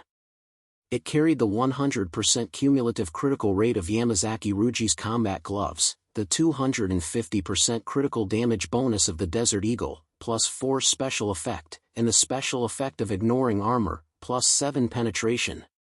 As expected, the 3 praying Nagas are very important in the ritual. This also confirms another conjecture of mine, which is that during the abyssal infusion ritual, the priest can't do anything extra. Bai Xiaowen laughed. Otherwise, why would Mr. Gerald need you to block him when he's so close? Ludwig's face was a little green, but his face was covered by green scales to begin with, so it covered up a little. He gritted his teeth and said, "You're courting death. When Gerald can't participate in the battle, you, a defeated general, obviously don't dare to boast like this. So the question is, where's Milo? Come out." Bai Xiaowen's smile was still on his face, but he was nervously arranging tactics through the team channel and mental connection. From the side door in the corner of the hall, the stout Milo wandered out, the spear in his hand radiating a cold light. "I'm going to nail you on the spear and make you into a specimen." Milo licked his lips with his sharp, forked tongue. Ha, don't scare me. If I'm not wrong, your master shouldn't allow you to kill me, right? Bai Xiaowen said leisurely. The order you received should be to capture me alive, right? Poor Milo, you're no match for him in a fair fight, let alone with this damn order. You're doomed to fail. He. A somewhat familiar yet somewhat unfamiliar laughter rang out. From another side door, another one-eyed Naga wandered out. Impressively, it was another high-ranking Naga. Little Yang, if you include me, will it be enough? Bai Xiaowen, who was communicating with the Queen of Camelot, felt a large fluctuation in the other party's mental power. Camelot rebels, Garter the Executioner? Bai Xiaowen asked tentatively. Seeing the one-eyed Naga's acquiescence, Bai Xiaowen could not help but sigh. I really didn't expect you to become like this. Now you know that the so-called wish is just a scam, right? Garter cackled. Who says it's a scam? The Lord has already said that the entire Darktide continent will sink to the bottom of the sea. Camelot will of course perish as well. My wish has been fulfilled. What good will it do you to have the world perish? Bai Xiaowen shrugged. The leader of the Camelot rebels probably wants to replace them and become king himself, right? They might not agree to let the entire world perish. Why should I care what others think? Garter sneered. Anyway, as long as Camelot disappears, my goal will be achieved. This dirty, lowly, bitch-raised kingdom burned my mother to death, killed my sister. Even if I go to hell, I'll see Camelot destroyed. Bai Xiaowen understood why Garter, who had both stepped into the wishing well, completed the abyss infusion ritual so quickly, while the Queen of Camelot had dragged on until now, with the progress bar barely over half done. It seemed that the abyss infusion ritual should be related to the target's level of resistance. If the target was willing to accept the infusion, it would naturally be a smooth sailing process. For example, Garter was a saboteur who wanted to see the world in chaos. Once he heard that this was a world-destroying cult, of course, he would join without hesitation. On the contrary, if the target was unwilling and forced the infusion, it would be more troublesome. Just like the Queen of Camelot. After discovering the cult's goal of destroying the world, her wish could not be fulfilled at all, so of course she would resist with all her might. As he spoke, Bai Xiaowen looked at Garter's mutated attributes and skills. Garter, Leader Level 8, Race, Humanoid/Naga, Profession, Amitabha Headhunter, Attributes, STR-77, DX-30, Con-42, WIL-24, Skill 1, Ensnare. Garter throws a net made of seaweed. The target hit by the net will have their movement speed reduced by 50% and cannot dodge physical attacks. The target will also be affected by the cold effect and their attack speed will be reduced by 20%. Skill 2, Explosive Spear. Garter adds explosive energy to the spear. After hitting the first target, it will cause an explosion, dealing heavy magic damage to the target and dealing moderate magic damage to the surrounding enemies. Skill 3, Raptor Attack. Garter swoops down like a hawk and attacks enemies in melee range in front of him. Enemies whose strength is lower than Garter's will be knocked back. Skill 4? Skill 5, Naga Leader Level 2, Nil. Perhaps it was because of his mutated profession, but Garter's position was more unique. He was a mixed type of long-range and close-range power-based boss. No matter what, this boss was more difficult to deal with. The Queen of Camelot's mental voice was getting weaker and weaker. Quick, I can't hold on any longer. Kill the believers, Bai Xiaowen glanced at it. The conversion rate of the Queen of Camelot had reached 59%. Let's go. Bai Xiaowen raised his left hand, and the pages of a magic book with a funny face on it flipped. The raving skill of the spell book of ravings was activated. 3 dice landed, 3, 4, 6, 13 points. Raving skill activated. A random 3-star spell will be drawn. Drawing. Spell draw result, Hurricane Armor. Hurricane Armor, pure wind energy surrounds the target and absorbs 150 points of damage. Lasts for 30 seconds. Damage taken by the target is reduced by 20% while the Hurricane Armor is active. Ahan, Li Shi, Gerald, let's go. That was right. Bai Xiaowen had chosen Gerald as his target. The raving skill triggered the raving effect, and Gerald repeated his last sentence before a layer of hurricane armor appeared over his body. Bai Xiaowen's original intention was to roll a damage spell to interrupt Gerald's ritual and reduce his HP. But the spellbook of ravings wasn't giving him face this time. It cast a 3-star shield over Gerald, and cost Bai Xiaowen 6 points of his spirit. Of course, Gerald had to maintain the ritual and wouldn't fight for the time being. 30 seconds of hurricane armor wouldn't affect the outcome of the battle, they just didn't have to fight Gerald for now.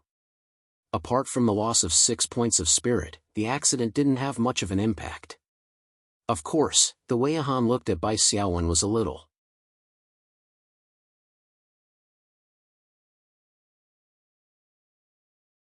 Chapter 455. Wrathclaw pounced on the injured Ludwig, and Li Shi followed closely behind. The skeleton warrior and evil ghost charged at Milo, followed by several skeleton swordsmen. Ahan strode forward, aiming straight for Garter. In the process, Garter took advantage of his long-range attacks and threw 2 short spears at Ahan in a row.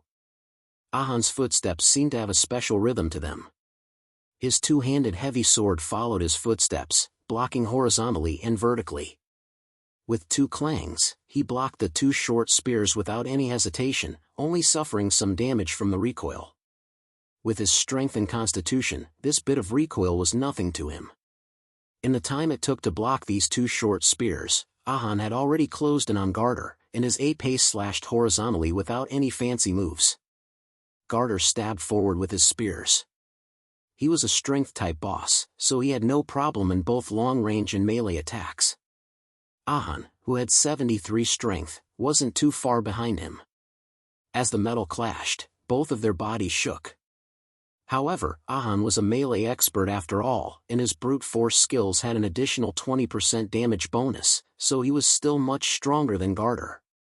After the 2 exchanged a few blows, Garter clearly felt the strain and took a small step back. In Ahan's eyes, this small step became an important weight that could decide the outcome of the battle. He didn't hesitate to step forward and attack almost at the same time as Garter's step back. He didn't give Garter any time to catch his breath, and his pace slashed down again. This was the rhythm of a melee attack. Bai Xiaowen's mental strength enveloped the battlefield and found that Ahan had gradually begun to suppress Garter, and he secretly admired him. Ahan's melee specialties, his 2-handed swordsmanship, were probably close to advancing to level 10, and his fighting specialties were definitely not low, which was why he could suppress Garter in a battle of the same level and template. Garter couldn't find his rhythm after retreating, and Ahan kept slashing him back. What made him feel most depressed was that with every step he took back, Ahan would advance, and the rhythm of the stagnation was precisely the most uncomfortable point for him. Clang! Ga took a deep breath and used his combat skill, Raptor Attack.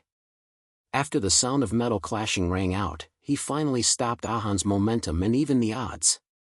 Bai Xiaowen inwardly pondered. Garter seemed to be even with Ahan, but in fact, Ahan hadn't used a single active skill, while Garter had used an important combat skill.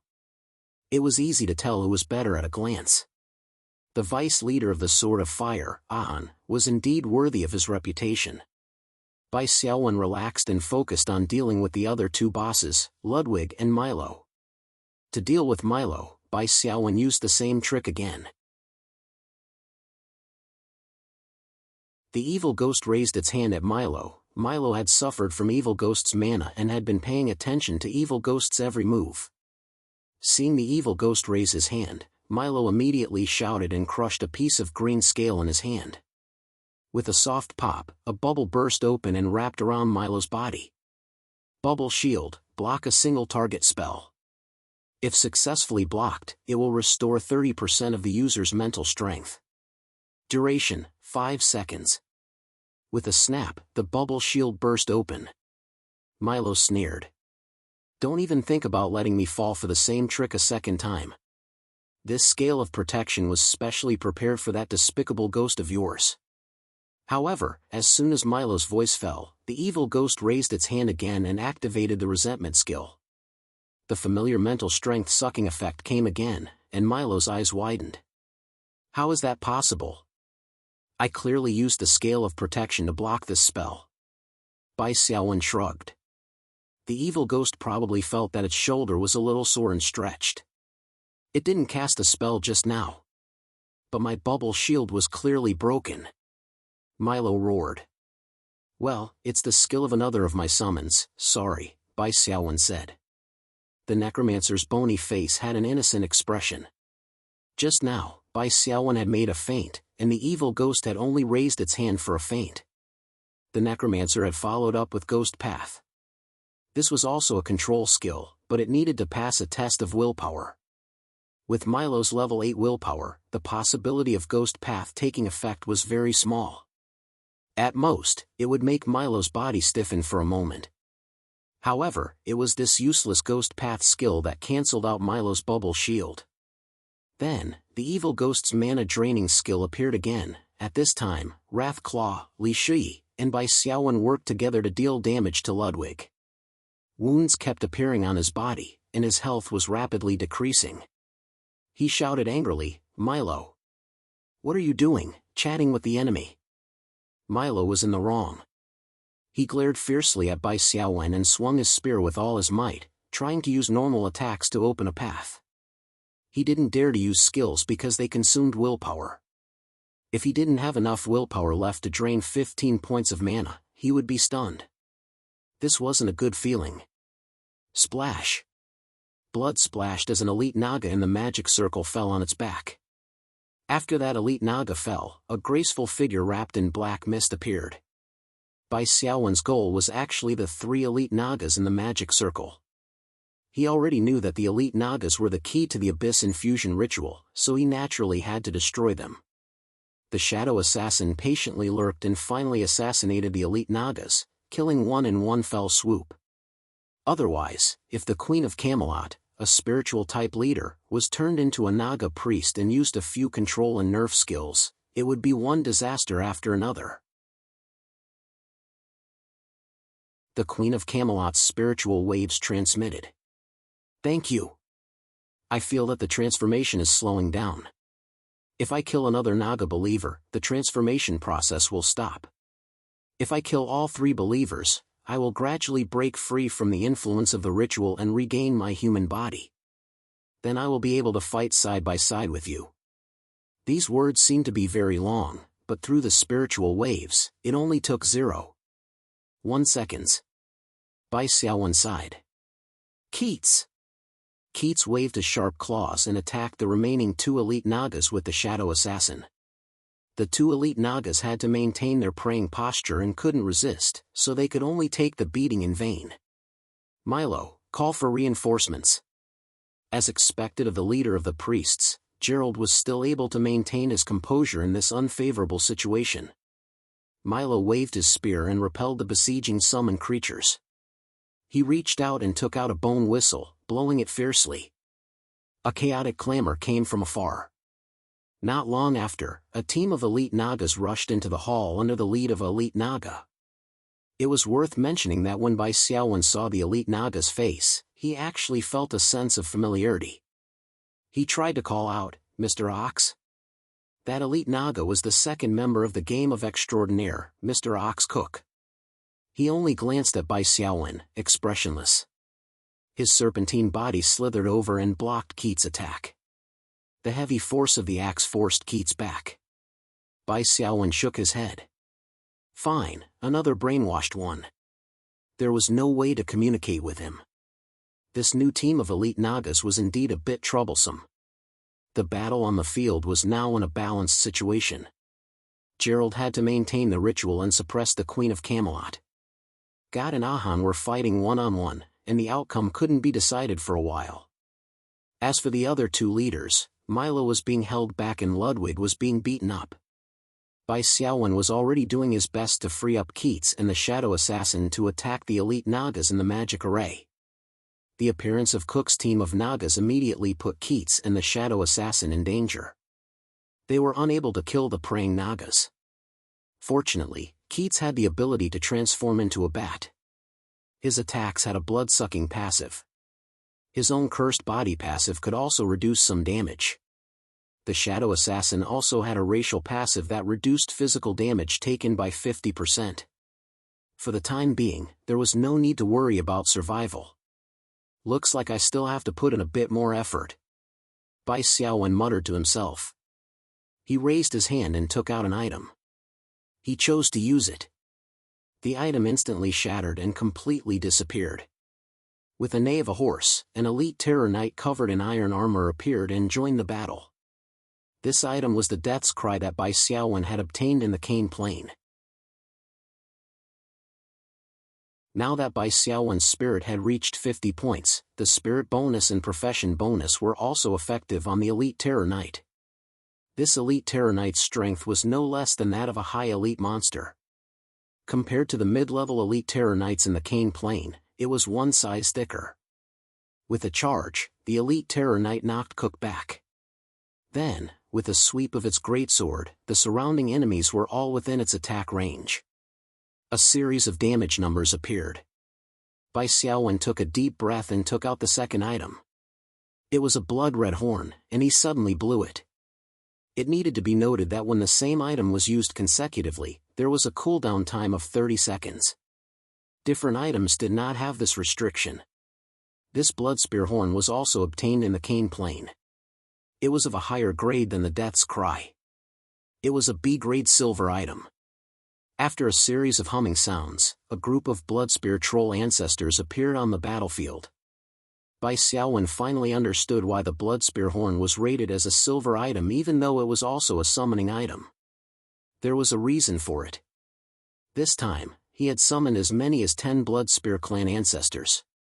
Bai Xiaowen used insight to take a look.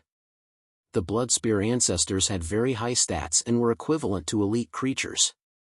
However, in terms of skills, they only had the passive effect of Ancestor Soul. It was similar to the racial passive of the undead and Spiritas. The physical damage received was reduced by 30%, and the magical damage received was increased by 30%.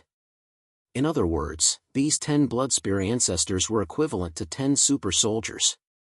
They could only rely on normal attacks to deal damage. However, this was enough. The group of Bloodspear ancestors brandished their spears and pierced forward.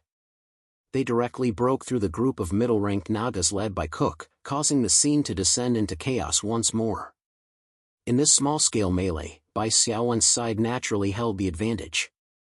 With Bai Xiaowen's unified command, he could subtly give orders to each of the summoned creatures through his mental connection. As for the Nagas, even the strongest tactician couldn't do this.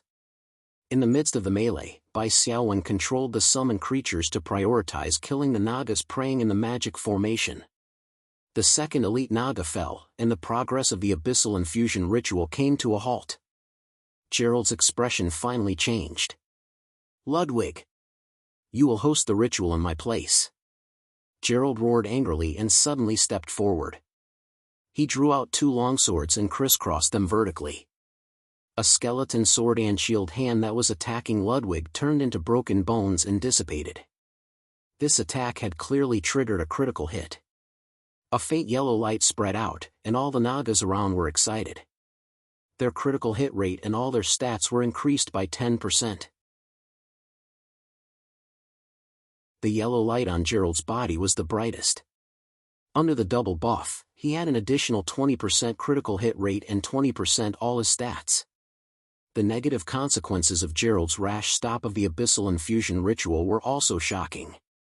Under Bai Xiaowen's insight, he could see that the conversion rate of the Queen of Camello had abruptly dropped from 60% to 45%. However, Gerald's appearance also freed Ludwig. Taking advantage of his high agility, the latter quickly slithered away and stood where Gerald had been, finally stabilizing the momentum of the rapid decline of the conversion rate. It was fortunate that Gerald's hurricane armor had ended, or he would have been even harder to deal with. Bai Xiaowen made up his mind and paid the price of 2 Bloodspear ancestors to forcefully kill the last Naga prayer in the magic circle. The conversion rate of the Queen of Camello was dropping again, but it wasn't fast. It would drop by 1 percentage point every 2 or 3 seconds. Ludwig's expression changed abruptly. "Boss, I can't hold on for long." Gerald's gaunt face was solemn. "Don't worry, it won't take long." He crossed his hands and clenched them at Bai Xiaowen. Amitabha War Priest Gerald's combat skill, Battlefield Grasp, activated, although Bai Xiaowen had been paying attention to Gerald's movements and quickly moved away the moment the Naga raised his hand. It was useless. Gerald was simply too fast. Close to 80 points of agility was no joke. Moreover, Battlefield Grasp was an instant cast skill. Bai Xiaowen couldn't resist the suppression from the difference in basic stats. Battlefield Grasp immobilizes the enemy and immobilizes them for 10 seconds, preventing them from using displacement skills.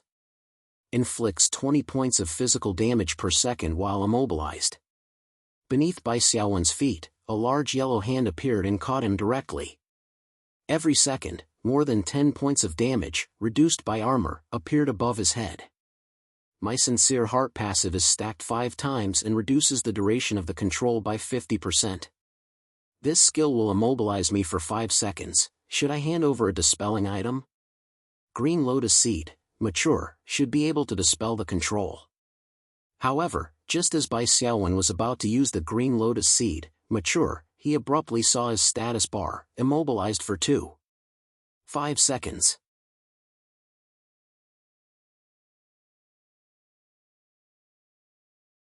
Chapter 456. Thinking quickly, Bai Xiaowen gave up on using the Green Lotus Seed item and shouted in the party channel, "Pull me." White light flickered on Li Shi's body as an invisible chain extended and dragged Bai Xiaowen to her side.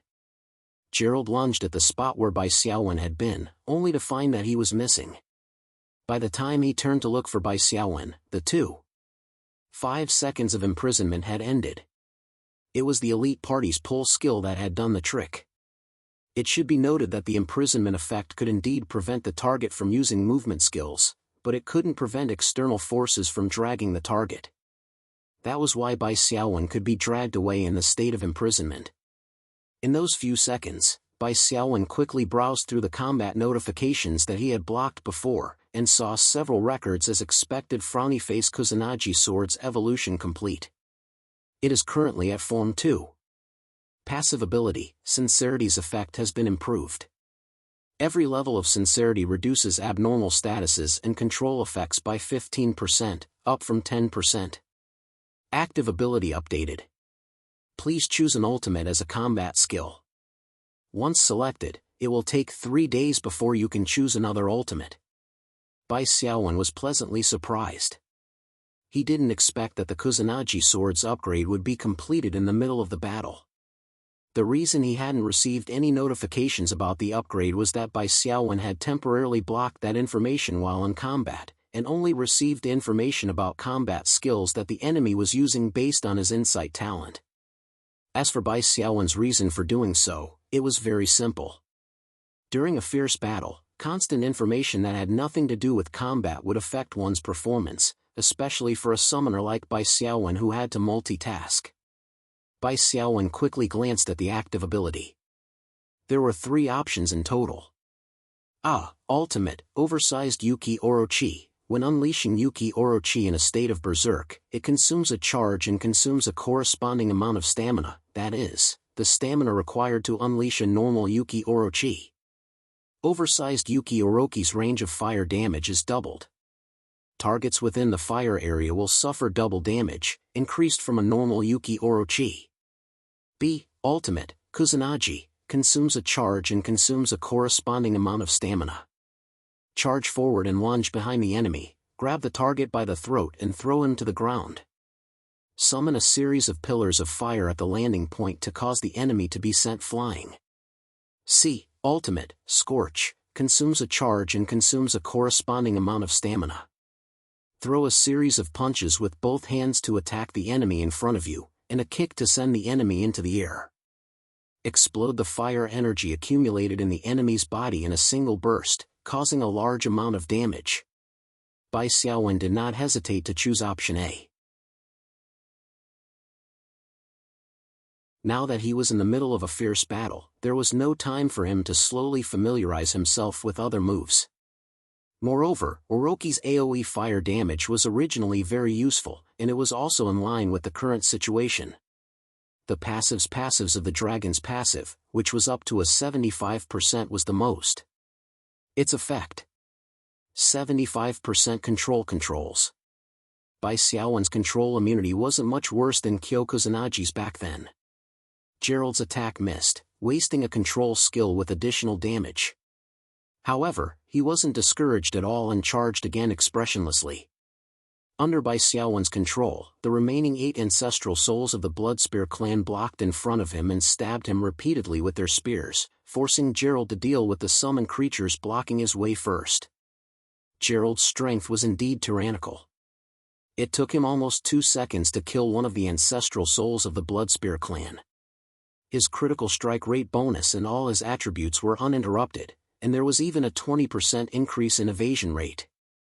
Don't worry about Gerald for now. Seeing that Li Shi was about to rush over and help Bai Xiaowen share the pressure, Bai Xiaowen quickly stopped him.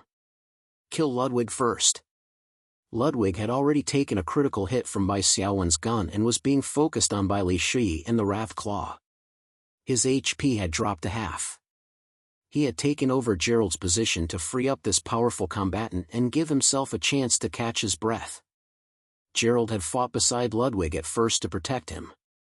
But then he used a control skill to imprison Bai Xiaowen, intending to switch from defense to offense and kill Bai Xiaowen, the key summoner. There was nothing wrong with that idea. Once Bai Xiaowen died, the Nagas would immediately clinch victory. Moreover, Gerald was confident that he could kill Bai Xiaowen as long as he could get close. But Gerald didn't consider two things. First, Bai Xiaowen's Sincere Heart passive reduced the 10-second imprison effect to 2.5 seconds. Second, Li Shi had used lure to pull Bai Xiaowen into the inner circle, leaving Gerald to run into nothing when he reached the outer circle. Instead, he was blocked by a group of fearless Bloodspear ancestral souls, and there was no way he could reach Ludwig in front of the crystal coffin before he killed them all. As for the Bloodspear ancestral souls, Bai Xiaowen wouldn't feel bad if they were all dead since they only existed for 30 seconds anyway. At the moment, Bai Xiaowen was only 2 meters away from Ludwig in the inner circle of the crystal coffin. In other words, he was attacking side by side with Li Shi. He quickly put away the Desert Eagle, raised his hand and punched Ludwig with a flaming fist. Ludwig's body shook violently. He couldn't move or attack in order to maintain his suppression of Queen Carmelo. He could only take the beating for nothing. The punch hurt him to the core, and his willpower fluctuated to a certain extent. At the very least, Bai Xiaowen could see that Queen Carmelo's conversion rate had rapidly dropped by 2% with that punch.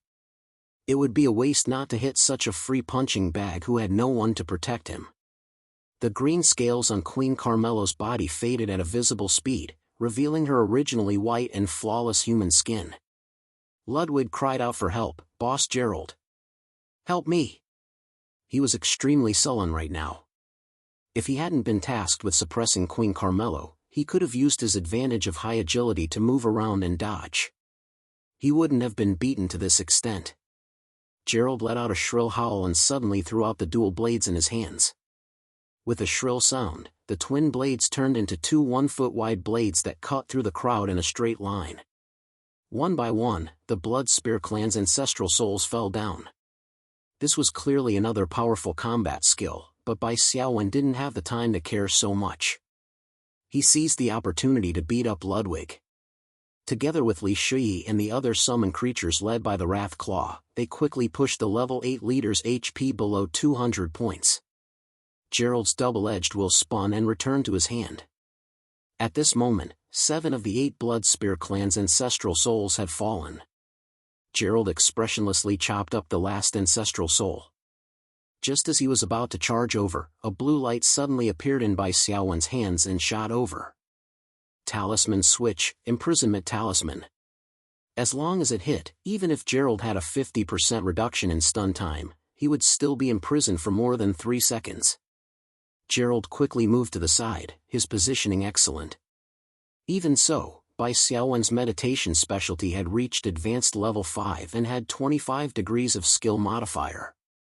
Therefore, the talisman drew a slight arc and still hit Gerald. With a soft clink, Gerald was imprisoned where he was.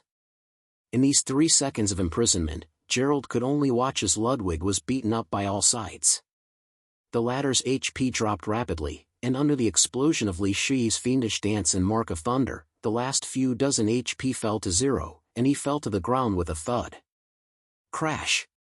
With the clear sound of glass shattering, the crystal coffin shattered. "I'm free! Despicable Nagas, pay for your crimes!" Queen Camelot's dignified female voice echoed in the hall. She suddenly raised and pressed her hands, and a ripple visible to the naked eye quickly spread out. Spirit Realm Rule Notification, Queen Camelot's combat skill, Coercion activated. The Nagas who were enveloped by the transparent ripple all looked frightened. They froze where they were, and their attack speed was greatly reduced. Clearly, this skill was the same as Bai Xiaowen's deterrence. It was a wide-range control skill, but it focused on reducing the enemy's attack speed and required a casting motion. On the other side of the battlefield, Ahan had also taken advantage of Queen Camelot's control skill to achieve victory. In the fight with Garter, the two strength-type powerhouses had wounds of various sizes on their bodies. Ahan still had more than half of his HP, but Garter only had a third of it left. If this continued, Ahan would undoubtedly win. However, the moment Garter was affected by the coercion and his body froze, Ahan directly activated his ultimate move, Sword of Sanction. A huge sword burning with flames slashed down. Not only was it guaranteed to be a critical hit, but it also dealt a lot of holy damage. Bang! A gunshot rang out as Bai Xiaowen fired at Garter in the midst of his haste. Although the damage wasn't high, Bai Xiaowen's main goal was to freeload off the soul essence. It was fine as long as he contributed to the kill. Of course, it would be even better if a treasure chest dropped. Bai Xiaowen didn't care about water tanks. Garter howled miserably as Ahan hacked off a large chunk of flesh from his shoulder to his arm. His HP quickly fell to 1 point. I still haven't seen Camelot's demise. Garter fell to the ground with a trace of unwillingness. Although there was no treasure chest, as a level 8 boss, he still received 24 growth points in soul essence. Bai Xiaowen was delighted. Gerald's expression was ugly. Queen Camelot's escape meant that Bai Xiaowen's side had gained another high-level leader comparable to Ahan. Moreover, Queen Camelot was a spiritual-type powerhouse. Under the protection of Bai Xiaowen's summoned creatures, she could cast spells without restraint. She was even more terrifying than a melee fighter like Ahan. Gerald didn't hesitate. His figure flashed as he turned and left. With nearly 80 dexterity, he was as fast as the wind. Bai Xiaowen's side couldn't stop him even if they wanted to. However, this meant that Gerald had given up on Milo. Milo, who was still fighting in the hall, had most of his spirit extracted by the evil ghost. He was now just a super soldier with high strength. Milo also wanted to escape, but the skeleton warrior changed its previous defensive stance and became fierce. It didn't hesitate to exchange injury for injury and firmly blocked Milo's escape route. On the other hand, the skeletal shield-bearer's iron shield was very annoying. Whenever Milo showed any signs of escaping, he would immediately use a shield bash. Although it couldn't knock Milo out of balance, it did reduce Milo's speed. Then, the Wrath Claw and the other summoned creatures rushed over again. Ahan and Queen Camelot also came over, wanting to join the siege. Bai Xiaowen stopped them sternly and righteously. How can you let Her Majesty the Queen and the deputy leader of the Sword of Fire gang up on such a small naga? Your reputation will be ruined if word gets out. Don't worry, leave it to me. Rest well. Queen Camelot and Ahan were indeed a little tired. Ahan didn't need to say anything. He had used all his strength to kill Got, a leader of the same level, and even used a big move. Queen Camelot had used a lot of energy to resist the will. Although the two felt that Bai Xiaowen's refusal to help was a little strange, they didn't think much of it. Under the siege, Milo didn't last long. He only managed to kill an elite Terror Knight and 2 skeleton sword shield-bearers. Moreover, the elite Terror Knight was summoned from a prop and could only exist temporarily for 10 minutes. Bai Xiaowen deliberately gave it away in order to kill Milo quickly and lure him to reveal a flaw. Bai Xiaowen put away the 2 large golden chests without leaving a trace. Thank you for your help this time. Queen Camelot's face was full of gratitude. I was bewitched by the abyss and blinded. I now understand that it was too naive to rely on a wish to save Camelot from destruction. I can only rely on my own strength to protect my country. Bai Xiaowen secretly praised her. She was really cut out to be a queen. She was good at reflecting and summarizing. She was simply the template of a Hollywood movie heroine. This is the last hall of the latent shadow labyrinth, the hall of finality, right? Bai Xiaowen looked around. Where is the inner secret room? The door to the inner secret room is here, but you need a key to open it. Queen Camelot strode with her long legs and walked to the wall on the north side of the hall. There was a very inconspicuous secret door there. A statue of a strange monster opened its mouth on the secret door. The keyhole could be vaguely seen. Key? Bai Xiaowen quickly remembered. He did have a key to the latent shadow labyrinth, but he had never used it. Could it be used on the door lock of this inner secret room? Bai Xiaowen quickly took out the special item, the latent shadow labyrinth key, and walked to the monster statue. I don't know how many years have passed. I hope the keyhole isn't blocked, Bai Xiaowen muttered and inserted the key to open the door. Rumble.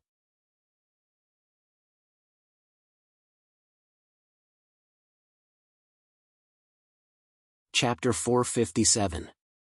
Earthquake? This was Li Shi's first reaction. When he came to his senses, his face turned pale. This is the bottom of the sea. If an earthquake caused the latent shadow maze to collapse, everyone would be buried in the sea. I think it's possible that the mysterious will residing in Amitabha's remains is about to make its move. Bai Xiaowen took a deep breath as he inserted the key and turned it quickly. Now, completing the main mission is the primary goal. Also, there should be a way to help us escape in the secret chamber. Don't be nervous. Bai Xiaowen's deduction was not without basis. His basis was the creator of the latent shadow maze, the Destiny Church. The Destiny Church had built the latent shadow maze to seal Amitabha's remains.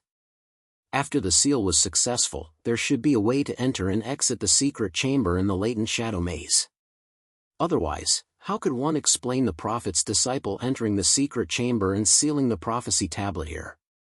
In addition, from the analysis of external factors, the awakened had risked their lives to complete such a difficult main mission and had just found the prophecy tablet. They still had free exploration time left, so the spirit world's laws should not force the awakened to escape. Therefore, Bai Xiaowen was quite confident that the four of them, including Ahan and Queen Camelot, could survive. Of course, even if his deduction was wrong, Bai Xiaowen and Li Shi would not die. This was because they could leave the spirit world at any time after completing the main mission. Just as mentioned earlier, they would only lose free exploration time. However, under such circumstances, Ahan and Queen Camelot would not be able to escape death. The rumbling sounded again. The secret door in the wall slowly slid down, revealing a small room that was only 10 feet long and wide. Clearly, this small room was the secret chamber inside. In the secret chamber, a pillar inlaid with a round pearl could be seen. The round pearl glowed faintly. Above it, a square stone slab floated quietly. This stone slab was very smooth, just like the screen of a television. There were also images on it, flickering and disappearing in a flash. When she saw the pillar inlaid with the round pearl, Queen Camelot heaved a sigh of relief and quickly said, "Great, we don't have to die. This is a teleportation orb. As long as you touch it with your hand, you can teleport to the location of the target orb." Ahan said, "Let's hurry up and collect the prophecy tablet." He quickly walked over, wanting to grab the tablet that was floating in the air. A faint light spread out from the surface of the stone slab and repelled Ahan's palm. Moreover, the original image on the stone slab disappeared without a trace. Ahan was stunned. Queen Camelot sighed and said, "You're not the one chosen by the prophecy tablet. It won't acknowledge you. Only the true prophet who fought against the apocalypse is qualified to obtain it and receive its guidance." As she spoke, Queen Camello also tried to touch the stone slab with her hand, but a faint light also spread out. She was also unable to obtain this legendary treasure. The two spirit realm experts turned their gazes to Bai Xiaowen. Bai Xiaowen had a guess in his heart. He roughly understood why the two powerhouses could not pick up the prophecy tablet. Clearly, this was Bai Xiaowen's mission reward. The main mission, the secret of the hidden shadow labyrinth. Due to the interference of the mysterious will, the data was chaotic and did not show what the reward was. However, according to the nature of the spirit world's rules, such a difficult mission, and under the situation where the level was severely suppressed, it was unreasonable not to give an actual reward. "Let me try." Bai Xiaowen quickly stepped forward and reached out to pick up the prophecy tablet. This time, the tablet did not emit any light to obstruct, and the image that had disappeared on it reappeared. It was much clearer than the original flickering image. The few people were quickly attracted by the image on the tablet. This was the scene of the apocalypse. The sky was dim, as if countless cracks had been torn open, and rain poured down. The sea churned violently, forming a wave peak that covered the sky and rushed toward the black tide continent. Behind the roaring waves, a huge shadow with 9 heads was faintly discernible, causing one's heart to palpitate. And within the waves, deep-sea nagas swam toward the land. The land of the black tide continent was quickly swallowed up by the sea. The mountains became submerged reefs in the water, and even the vultures that were resting were swept into the sea by the waves, becoming a delicious meal for the fish. This is the prophecy of the apocalypse. Bai Xiaowen was very sure. However, after the prophecy tablet showed the apocalypse scene, the image quickly changed, and images of 7 weapons appeared. There was a longbow, a huge hammer, a huge axe, a magic staff. The 7 weapons transformed into flowing light and flew toward the huge shadow with 9 heads. The image ended there. The prophecy tablet has already given us a revelation. We have to find the legendary 7 divine weapons of creation. Only by gathering the power of the 7 divine weapons can we defeat the Terminator, Queen Camelo said. The ancient legend of the 7 divine weapons has been passed down for many years, but very few people know their whereabouts. It is very difficult to find all 7 divine weapons, Ahan said. However, no matter how difficult it is, we have to move forward. This is the only guidance that the prophecy tablet has given us. Fortunately, the prophecy can guide us, Queen Camelo said. Bai Xiaowen was a little confused. Can you not look at me with such expectant eyes? I will be very stressed. However, the moment Bai Xiaowen touched the prophecy tablet, he received a notification: you have received a special item, prophecy tablet. Main mission: the secret of the latent shadow labyrinth has been completed. Completion rate, 100%. Do you want to submit? Submit. Mission confirmed. Calculating reward. Then, there was a period of silence. Bai Xiaowen scratched his head. Could it be that the laws of the spiritual realm had coincidentally crashed? Just as the people of the spiritual realm were discussing the guidance of the prophecy tablet and Bai Xiaowen was waiting for the reward from the laws of the spiritual realm, a violent tremor came from the direction of the Hall of Eradication. There was a rumbling sound, and cracks even appeared on the pillars of the hall. The dome cracked, and wisps of seawater flowed out. This place is going to collapse. Let's go quickly. Li Shi shouted, and the other 3 quickly recovered their senses. 4 hands reached for the teleportation pearl at the same time. Whoosh! Whoosh! Whoosh! Whoosh! 4 consecutive flashes of white light, and the 4 figures disappeared. Just a few seconds later, the latent shadow labyrinth collapsed under the pressure of thousands of tons of seawater. Everything that had once been turned into ruins. Wrapped in white light, Bai Xiaowen and the other 3 appeared in a shabby rock hall. Where is this? Li Shi asked softly when he saw the dim light. I don't know, but we should have left the bottom of the sea where the latent shadow labyrinth is because I felt the flow of the wind, Ahan said as he stood up. Queen Camelot looked around the murals and carvings in the rock hall. Finally, her gaze fell on the pillar inlaid with the teleportation pearl in the center of the hall. She said, "This is the secret hall built by the Church of Destiny. Look at this pillar, there's also a teleportation pearl." Li Shi said, "But this pearl doesn't glow. It looks very dim."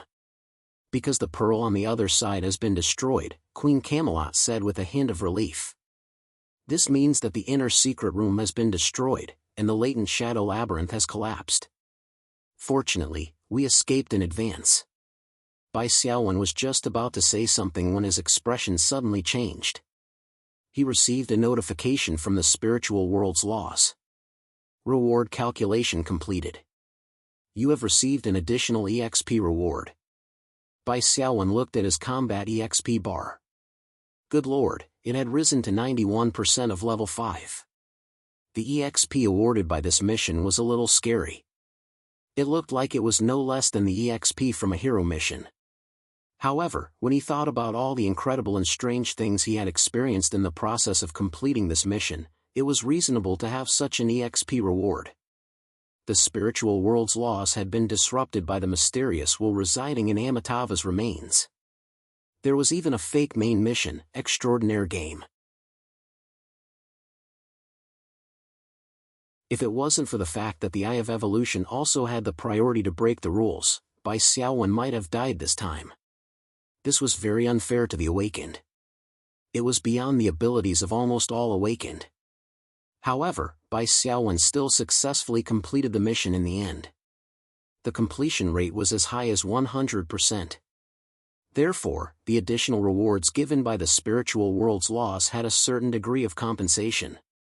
For example, it was like giving the college entrance examination paper by mistake. Under the circumstances that it was irreversible and could not be retaken, the student would of course be given an additional reward. For example, it would be given to the special enrollment, the junior class, and so on. Of course, the rewards given by the spiritual world's laws were not just high combat EXP. The second reward message came: you can convert the prophecy tablet into your equipment. You can choose one of the following 3 types of equipment. Bai Xiaowen looked at the 3 types of equipment. They were a crown, a wristband, and a cape. They were all equipment converted by the prophecy tablet. However, what surprised Bai Xiaowen was that these 3 types of equipment had question marks on their quality and additional attributes. Only the additional skills column was lit. Take the crown as an example: frowny face prophet's crown, exclusive binding, quality. Equipment position, head, equipment requirement, exclusive, attribute. Additional skill, prophecy prayer, limited to once every 5 natural days. You can make a prayer to reveal the location of the nearest spiritual treasure/boss creature. You can choose the type yourself. The effective radius is your spirit *20 meters. If there is no target item/creature within this range, the prophecy will be ineffective. Durability, never wear out. Description: the prophecy tablet will only give guidance to the chosen one. Accept the blessing. As for the other 2 equipment options, their quality and attributes were also question marks. The difference was in the additional skills. First was the wristband equipment called the wristband of misfortune. The additional skill was the prophecy of misfortune. Prophecy of misfortune, passive. Indicates the level of danger you are about to encounter. Bai Xiaowen did not understand the meaning of this sentence at first. After checking, he found out that the prophecy of misfortune was divided into 5 levels of danger. Moreover, each level of danger would show a human face with different expressions. No danger, smiling face, the world is peaceful. The only thing you have to worry about is mosquitoes, rats, or flies. Mild danger, calm face, it may be a little troublesome, but it shouldn't be a problem. Moderate danger, serious face, a threat that needs to be taken seriously. If there is a serious mistake, there will be unacceptable consequences. Severe danger, panicked face, be careful. You may die if you are not careful. Extreme danger, skull face, you are already dead. It should be noted that the 5 levels of danger were based on the ability of the wearer, Bai Xiaowen. For the same threat, if the wearer was powerful, it would show mild danger. However, if the wearer was weak, it would show severe danger or even extreme danger. Bai Xiaowen could understand the explanation given by the rules of the spiritual realm.